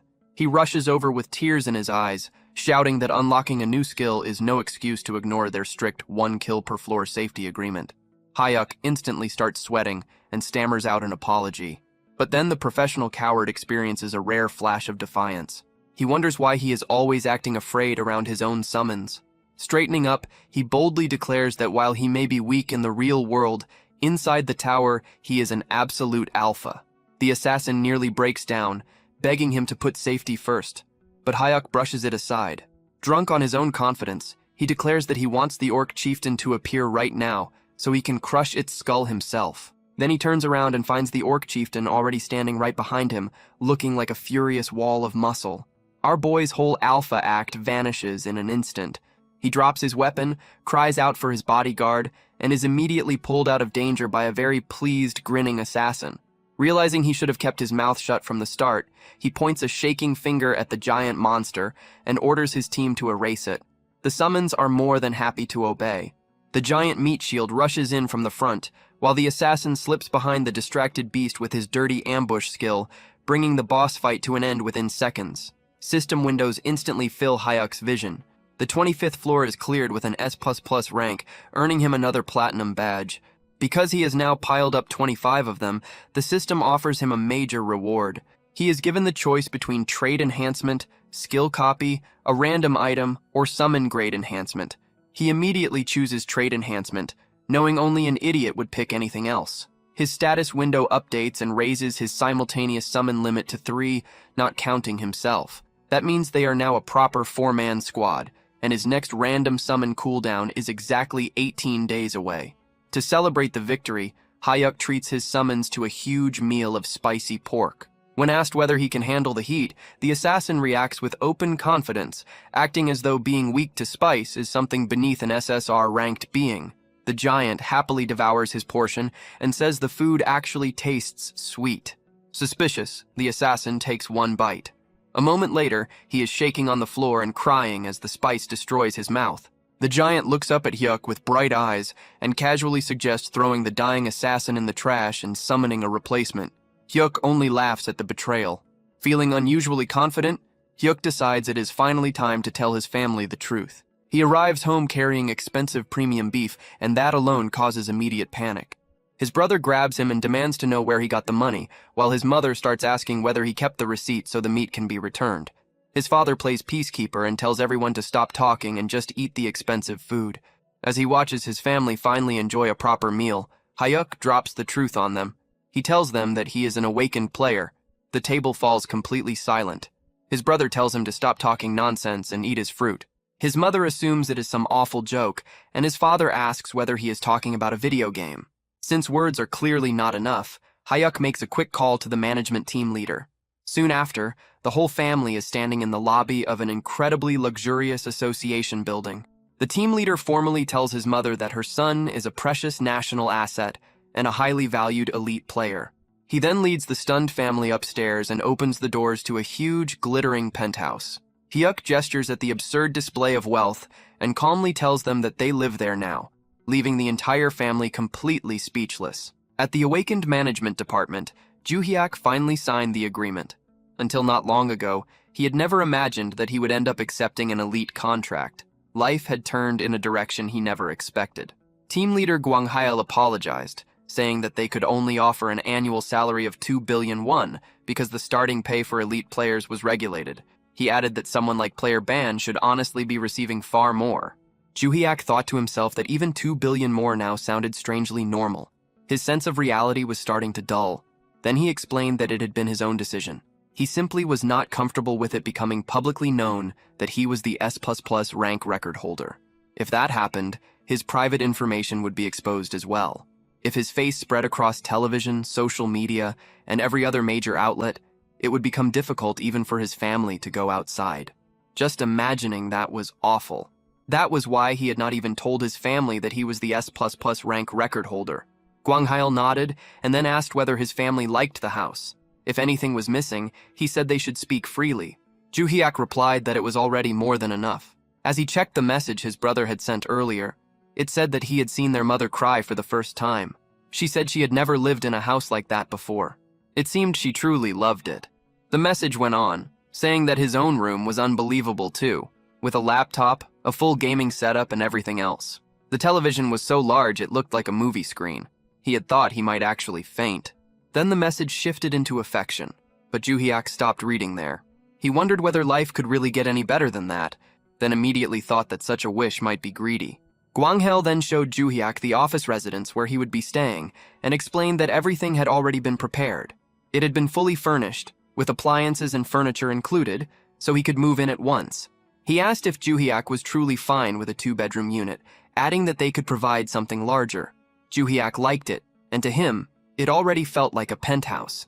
Meanwhile, in the largest penthouse in Korea, located in Seoul, a residence owned by a rank 1 player, 2 women were peacefully enjoying the view from the pool. Then a man rose up from the water and broke the calm, asking how long they planned to keep swimming so boringly and whether they should not go out and have some fun instead. This was Joo-hyuk, the rank 1 player. His trait was all-weapon warrior. He held the highest proficiency across all weapons and possessed many deadly and ultimate skills. At present, he was climbing the highest floors of Korea's Black Tower. He lifted shot glasses filled with whiskey and remarked that 1 glass alone was worth 5 million won. Then he jokingly asked how the liquor tasted. One of the women laughed and said that if the alcohol tasted sweet that day, she might end up drinking all of it. Another woman then said that she had been curious about something. She noted that since he was a top player, he might know the answer. Hugh Keelman asked what it was. She then asked who on earth the record holder was for consecutive S++ clears through the 25th floor. That was all anyone had been talking about lately, and she was genuinely curious. He scoffed and asked what was so impressive about a mere 25th floor. He said he had no interest in some low-level nobody like that, but she kept pushing with a teasing tone, saying that an S++ clear was a world first, and asking whether he truly was not curious that such a player existed in their own country.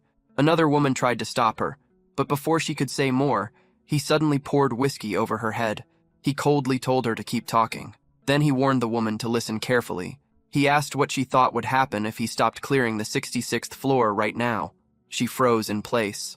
The Black Tower was currently forming in Gangjeong, but he asked what would happen if it appeared near a major city next time. Would South Korea be destroyed? She shook so badly that tears were almost ready to fall. She apologized, but he showed no mercy.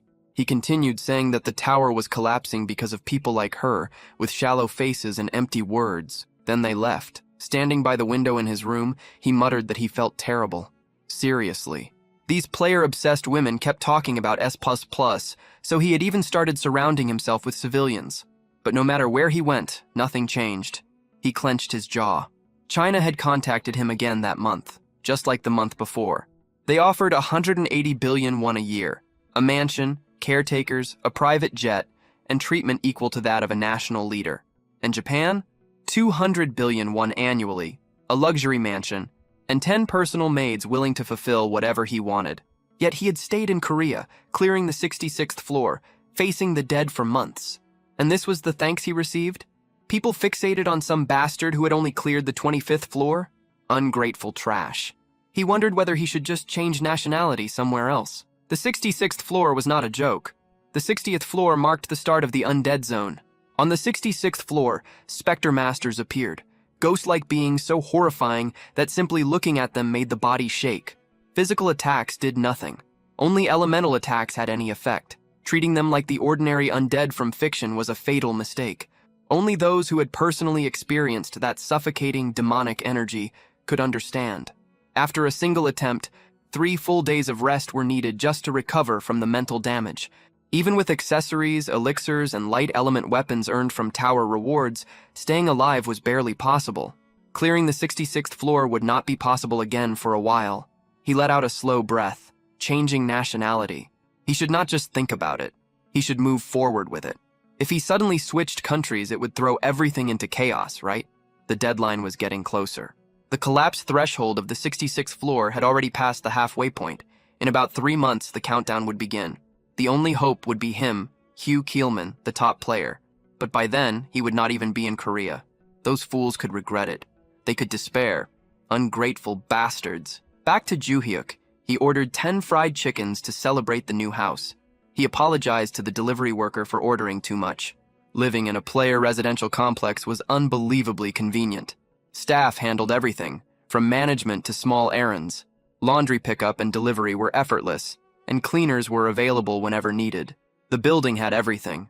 Restaurants serving 3 meals a day, cafes, gyms, dry cleaners, karaoke rooms, and even a swimming pool. He thought he should have moved there much earlier. Satisfied, he carried the food inside to share with the others. They had just finished the 26th floor mission, eliminating 20 swamp trolls. The swamp made the stage notoriously difficult, but thanks to his shadow skill, everything had gone smoothly. He had even taken one down himself. He stepped into the room and called out, asking what they were all watching so seriously now that the chicken had arrived. On the 100-inch television, a girl group was performing. Even Meatball could not look away. Juhyuk recognized it at once. A girl group on a 100-inch TV was dazzling enough to overwhelm anyone. Soon, they started eating. John asked whether they should head straight to the 27th floor the next day. Juhyuk agreed. Since they had already started, they might as well push all the way to the 29th floor. John then asked why the 29th. Juhyuk explained that they would repeat clears for 10 days. Then, once the random summon cooldown ended, he planned to challenge the 30th floor with a full party of 4. That made John wonder if they were recruiting a new member. He admitted he was looking forward to it, but then hesitation crept in. If an SSR rank summon or something even higher appeared, his place as the right-hand man might be in danger. Even so, for the summoner's safety, that outcome would probably be better. He could not make up his mind. Meanwhile, John Hyuk grinned. Even Meatball started cheering. A new member, more fighting. Team leader Gwang Il then returned. He brought the item that had been requested for player Juhyuk, Volcano Orc leather armor. It held heat from flame aura and blocked cold and freezing air. Juhyuk thanked him. Gwang-il answered that it was nothing. Supporting elite players was part of their job.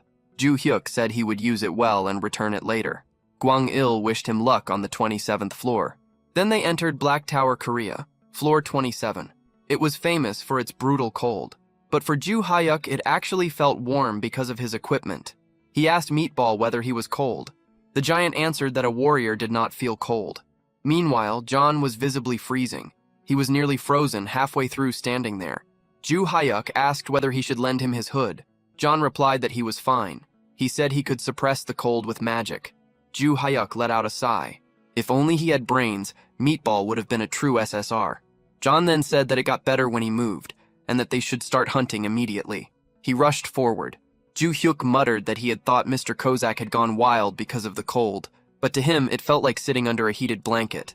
Honestly, even moving felt bothersome. Still, he figured he should at least catch one. He moved ahead with Meatball. But within seconds, a notification appeared telling him that he had successfully cleared floor 27. Ju-hyuk blinked in disbelief. Already? John answered in a shivering voice that he had cleared it for his summoner. In truth, he had mostly done it for himself. Then another notification appeared. An item had dropped. It was the tower-exclusive Roland Kingdom Paladin Captain's Holy Sword. It was a two-handed sword, but it was badly worn down. When Ju-hyuk picked it up, it felt extremely heavy. He could not tell what made it better than his current mace. He decided he would store it for now and throw it away later. Tower-exclusive Roland Kingdom Paladin Captain's Holy Sword. Its effects were increased attack power, sacred fire, spirit stability, and higher critical rate when fighting undead. Its limitation was that those effects applied only to undead enemies. Its durability was extremely low, meaning it needed repair after use. Its special feature was a faint radiance that infused both the wielder's body and sword. Ju-hyuk asked Meatball whether he wanted to try the sword, but the giant muttered that a warrior used his fists. Then Ju-hyuk turned to John and asked whether he needed it. John answered casually that the gear he used was wyvern leather armor and dwarven daggers. He only dealt in top-tier equipment. Both of them were stubborn in their own way. Ju-hyuk thought to himself that selling it really might be the only option. He wondered whether he should go back to the player shop. The sword was so old that he had no idea whether it would even sell. Still, before getting rid of it, he decided he should test it once. John told him to go ahead and wished him luck. Ju-hyuk swung the sword twice, and after just those 2 swings, all his stamina was gone. John nodded and praised him, saying it was impressive, exactly as expected of Summoner Ban. But Ju-hyuk answered that he could not even lift it properly, so the praise made no sense. This man truly had no idea when to stop. Even so, John added that he had done well. After all, physical ability was limited outside the tower. Ju-hyuk then asked whether there was really no way to remove that limit. John paused for a moment before saying that it was possible. If the boundary between the real world and the tower disappeared, that restriction would be lifted. The many towers across Earth would collapse, and reality itself would become the same as the tower. And when that happened, players would be able to use their full power. He looked at him with a serious expression and said that such a thing would be a sign of coming disaster. At the Japanese embassy in Korea, located in Gwanghwamun, a call came in. The message said that the rabbit wanted to leave its old nest and move to a new one. The rabbit referred to none other than the rank 1 player, Hugh Keelman. That was good news. Very good news indeed, the counselor replied. However, he added that the caller would have to bring him over personally. The wolves were watching the rabbit. He told them not to worry, saying calmly that he would handle it. Counselor Tomo of the Japanese embassy gave a faint smile. A storm was about to strike. 2 days later at Black Tower in Gwanghwamun, Republic of Korea, floor 65 had been cleared. Progress stood at floor 66 with the deadline showing 92 days, 13 hours, 34 minutes, and 52 seconds. Jung-hyuk felt uneasy as he remembered what John had said about it being an omen of doom. Still, the higher floors were meant to be handled by top players like Hugh Keelman, right? Worrying would not change anything. He only needed to keep climbing at his own pace. So he decided that since they had cleared the 28th floor yesterday, today they would take on the 29th. The 28th floor had been troublesome, with giant trolls attacking from the tops of enormous trees. It would have been difficult for John alone, but thanks to Meatball, they had managed it. Thinking back, Jung-hyuk wondered how they had even dealt with those trees. If Meatball had only a little more intelligence, he would have been a true SSR. They had dropped from the trees like chestnuts. John had shouted a warning, and his finishing strike had been clean. But the 29th floor was different. It was infamous for its filthy plague trolls, creatures that wandered around dripping yellow pus and foul discharge. Some players had even gotten sick during their attempts.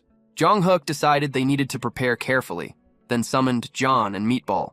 John immediately announced his presence with pride, saying he was at his summoner's service. Meatball quietly said that he was there as well. Jong-hook muttered for Meatball to please stop calling himself Meatball. Then they entered the 29th floor. Jong-hook asked whether the two of them were really fine without masks. Meatball confidently answered that warriors did not get sick. John replied that he was SSR and that wearing a mask only made it harder to breathe and move, so he would simply accept the risk. Surprisingly, because the two of them completely ignored the disease threat, their hunting speed was even faster than it had been on the 28th floor. They cleared it quickly. Afterward, John asked whether they would be having dinner together again that day. Jong-hook hesitated. Then he apologized. John blinked, clearly not understanding why he was apologizing. Jong-hook unsummoned both of them and mentally cursed himself as a traitor and a terrible employer. He thought they could spit on him if they wanted. But then his thoughts turned to the new house. If plague got inside it, that would be a disaster. He looked at Meatball. The giant was huge and would spread contamination everywhere. How were they supposed to go back together like that? The next day, at the gym inside the awakened management department, a woman was doing squats with a barbell. After finishing her set, she dropped the weight. She was Nam Gun, Korea's rank 2 player, a trained swordswoman currently climbing the 62nd floor. She frowned. The dark zombies on the 62nd floor released an aura that corrupted players during battle. She could not see a way past it. She clenched her fists and wondered if this was her limit. Even if that was the case, as an elite player, she believed she had to keep moving forward until her body gave out. She drank a protein supplement. At moments like this, mindset mattered. She prepared herself for another set. But suddenly, people rushed past her. Mina was among them. Something was clearly happening. Mina quickly explained that news had just broken. A press conference was underway and Yu Keelman was speaking with a cold tone. He criticized the Awakening Management Department, saying it focused only on policy while neglecting allied teams. He declared that the future of the Republic of Korea looked bleak. Then he announced that he would leave Korea that very day and continue his career as a Japanese player. The news hit Jung-hyuk like a shock. Yu Keelman, the country's top player, was switching nationality. Team leader Gwang-il confirmed it. That was why they had urgently called him in. He carefully asked how long it would take Jung-hyuk to reach the 60th floor. Jung-hyuk let out a quiet breath. He had expected this question. He explained that he was currently on the 29th floor. Even if he cleared one floor each day, it would take about 37 days to reach the 66th floor. The deadline was around 90 days, so it might look possible. But realistically, it was not that simple. For difficult sections, he would need at least 10 days of preparation. And according to his contract, climbing higher floors was entirely his own decision. Gwang-il lowered his head in apology. They had just signed the contract, yet he was already asking for something this heavy. Still, the situation had left them desperate. Jung-hyuk thought to himself that seeing that expression only made it harder to refuse. Even so, what seemed impossible might still be forced into reality. At that moment, the door suddenly burst open. It was Nam Gyun. She had rushed in after hearing the news from Mina. She asked immediately about light attribute items from the United States. Gwang-il shook his head. Those items were still extremely rare worldwide. She nodded, apologizing for her urgency, then noticed Jung-hyuk. She realized there was a guest present. Jung-hyuk froze under her gaze. Gwang-il hesitated before explaining who he was. Jung-hyuk quickly bowed, saying he was only there to sell some items. For someone like him, this moment alone felt like a major achievement. He then remembered something.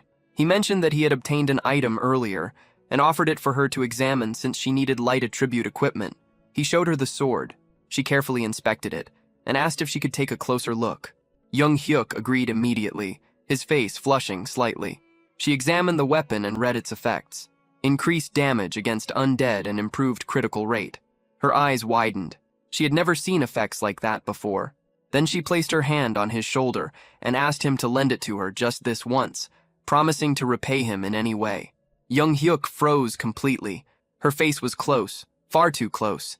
His thoughts stopped entirely. He could not process anything beyond how beautiful she looked. For a brief moment, his mind drifted away from reality. He imagined an impossible future, standing beside her, living a completely different life. But in reality, he was simply standing there, lost in his own thoughts, with an awkward expression frozen on his face. Then she spoke again, asking whether he had just said he would lend her the holy sword. That was when Jung Hyuk finally returned to reality. He realized that he had drifted off into a ridiculous fantasy without even noticing. Startled, he straightened up at once. He quickly confirmed that yes, of course, he would lend it to her. He told her to use it freely and let him know how it performed. She thanked him warmly, calling him Player Bong, and said that if he ever needed help, he could ask at any time, and she would do whatever she could. She prepared herself almost instantly. She declared that she would challenge the 62nd floor right away.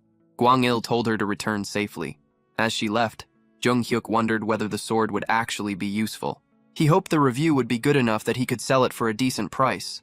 He had planned to get rid of it anyway, so there was no point in getting greedy now.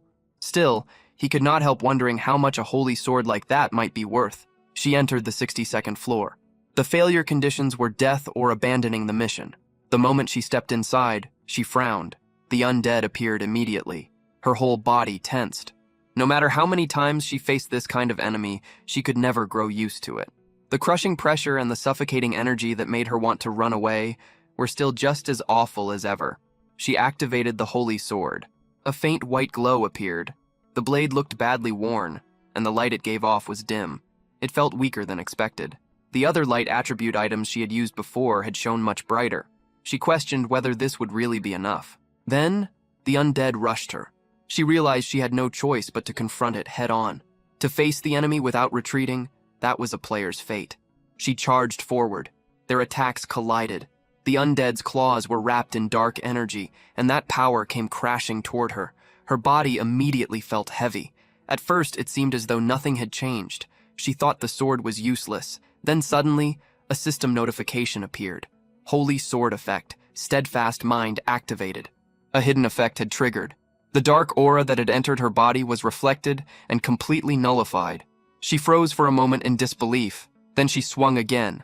This time, one strike landed as critical damage against the dark zombie. Her eyes widened as she realized that the dark aura was being erased. If that continued, then the fight had already turned. She pressed the attack. Slash after slash followed. Within seconds, the dark zombie fell. It felt absurdly easy. And from there, she began tearing through the floor without stopping. Meanwhile, team leader Guanyul checked the time. It had been 2 hours since she entered the 62nd floor. Whenever player Namgun failed, she usually returned by then. He wondered how it would go this time. Then she appeared. Juhyuk's eyes sharpened. She was back. Guanyul welcomed her back and praised her effort. She told him to wait a moment while she took a healing potion and removed her armor.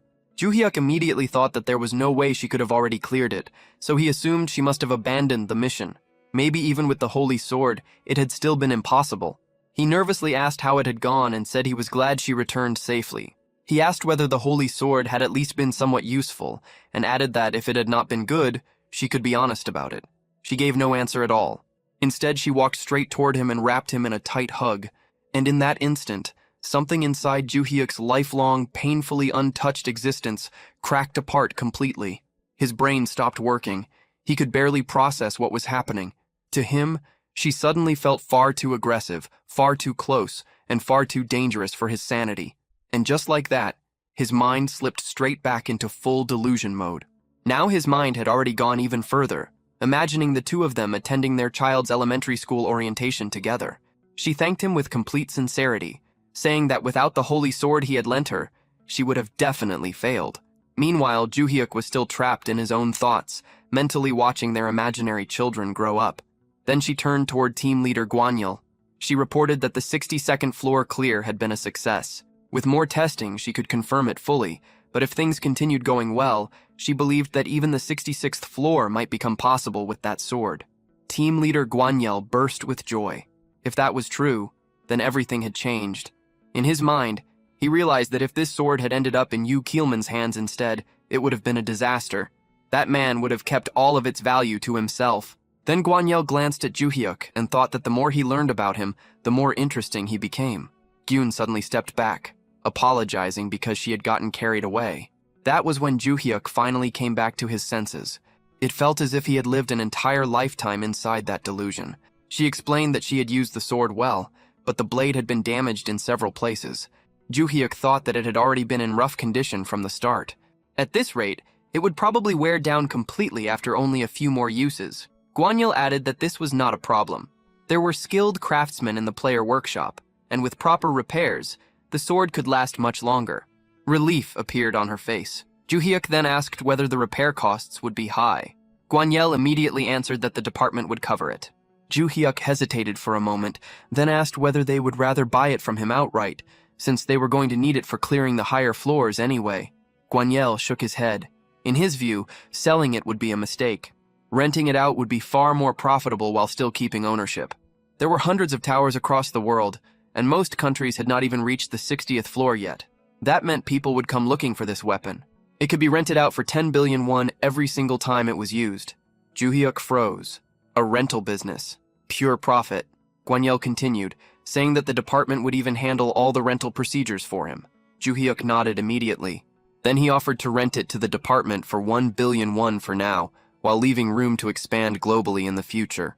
Guanyil quickly waved that idea away and said there was no need to worry. The department would handle everything. Once all of it was settled, Ju-hyuk was overflowing with excitement. 10 billion won per rental. It did not even feel real anymore. This was no longer just a sword, it was a gold mine.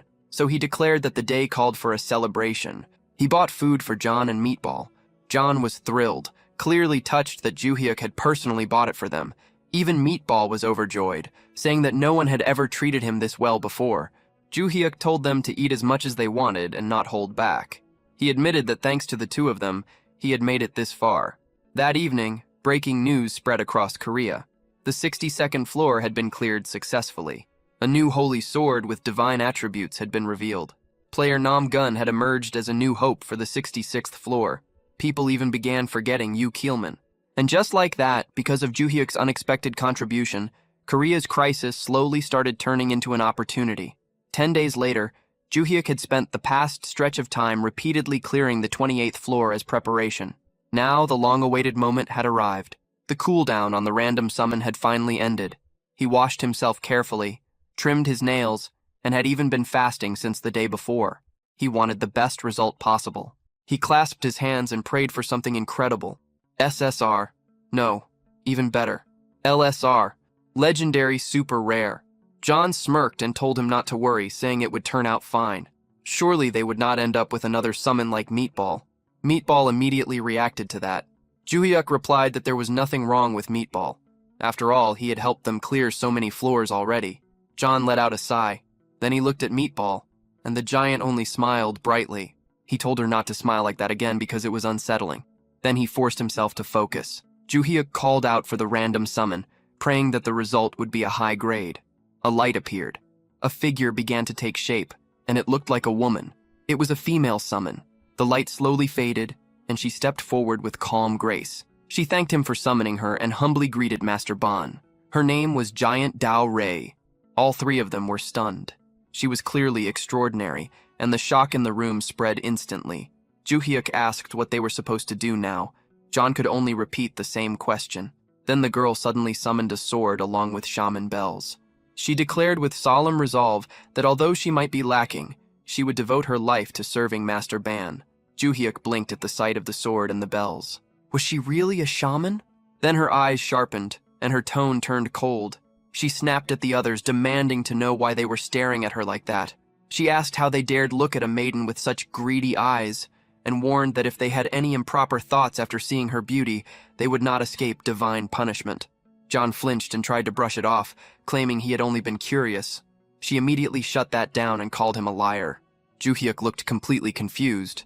He had no idea what kind of situation he had just summoned into existence. He quickly tried to interrupt and calm things down, but the moment her gaze turned toward him, her entire expression softened. She told him that he could look as much as he wished and simply sit back and enjoy the sight. Ju-hyuk froze. Was there seriously not a single normal summon among his followers? Still, SSR was an enormous win. She matched the rank of his strongest existing summon. Then another thought hit him. Were there different levels even among SSR summons? He checked her details. Name, Giant Dao Rei. Grade, SSR Super Special Rare. Type, Priestess. Affiliation, Imperial Shrine of the Heavenly Empire. Manifestation duration, 5 hours. Cooldown, 3 hours after dismissal. She was described as a strict, solemn, and commanding high priestess, the kind of person who killed the mood the moment she entered the room. Then suddenly, Juhyuk was dragged into her memories. He saw a vast empire. She had once been the princess of a great nation. From childhood, she showed deep interest in shamanism and eventually rose to become the empire's high priestess. After her father died, her younger brother took the throne, but he was soon murdered by their uncle, who stole the crown for himself. Consumed by fury, she swore revenge. She carried out a forbidden ritual, a death curse. Her uncle prepared for it, even sacrificing others to redirect the curse away from himself. But she was no ordinary shaman. She had been taught directly by the gods of the empire. Once her ritual was complete, nothing could endure her power. Her revenge succeeded. But using such a curse for personal vengeance was a violation of the natural order. The backlash consumed her, and she died young. Juhyuk returned to himself and immediately understood more. That explained her nature, her severity, and the force in her personality. It all fit. He then asked her a careful question. She answered that she was honored and told him not to hesitate. He asked who had founded the Chang Empire. She answered without the slightest delay. It had been the great King Jianlong, the ruler who defeated the wicked Wang and Kim clans and expanded their territory all the way to Goryeo. He had been a great ruler who changed the nation's name from Baekje to Chang.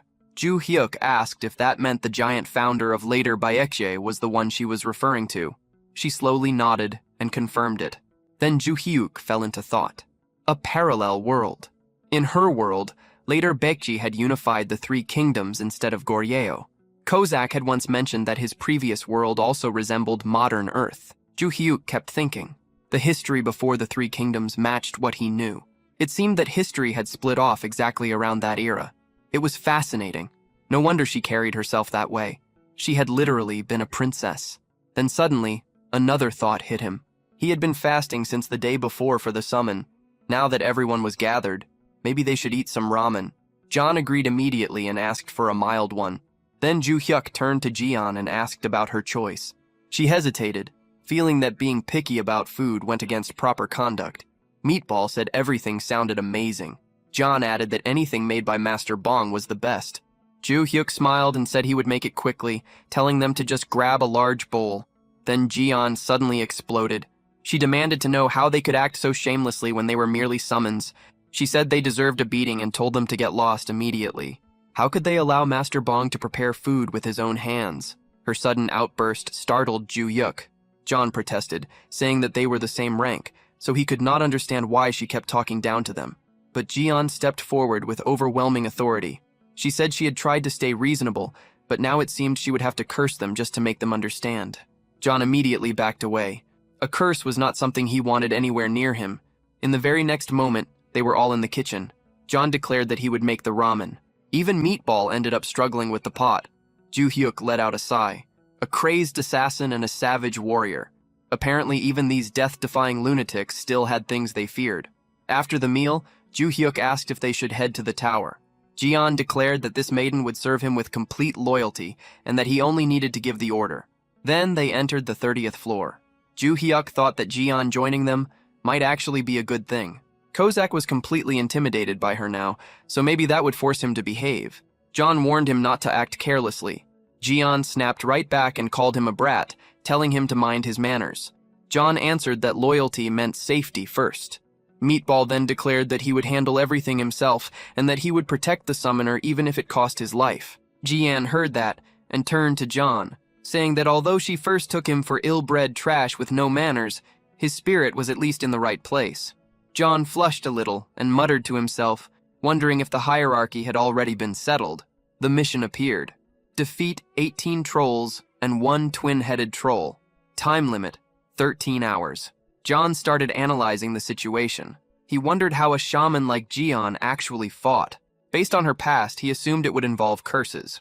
Maybe she would unleash some kind of death ritual on them. Then Jian suddenly summoned speakers. Normally, she explained, she would need a master drummer. But since she was alone, she had to make do with another method. Then she began the ritual. She declared that the god's protection was with Master Bong and ordered the wicked spirits to disappear. Divine energy spread across the battlefield. Meatball's body swelled with power, and his skin turned hard like steel. Even the troll's attacks could not leave a mark on him. With a single swing, he erased more than 10 trolls at once. Jong Hyuk's senses grew sharper. His attacks felt quicker, cleaner, and far more deadly. The trolls themselves began to slow down. He immediately realized that she was applying buffs and debuffs at the same time. He had never seen anything like it before. His fighting spirit surged wildly inside him. So he shouted that it was time for him to hunt some too. He tried to rush toward the trolls, but Jian grabbed him at once. She told him to hold back, insisting that combat was best left to his servants. He only needed to sit comfortably and watch. Jong Hyuk felt frustrated. He only wanted to take down one. But Jian could not understand why he would lower himself to stand beside such lowly beings. She insisted that he must not degrade himself like that. Jong Hyuk realized he was about to miss everything again. He told her to let go, but she refused. He could only curse the situation as it happened all over again. Before he could do anything, the mission was already finished. A level-up notification popped up. Jong Hyuk let out a sigh and thought bitterly that he had not managed to defeat even one enemy.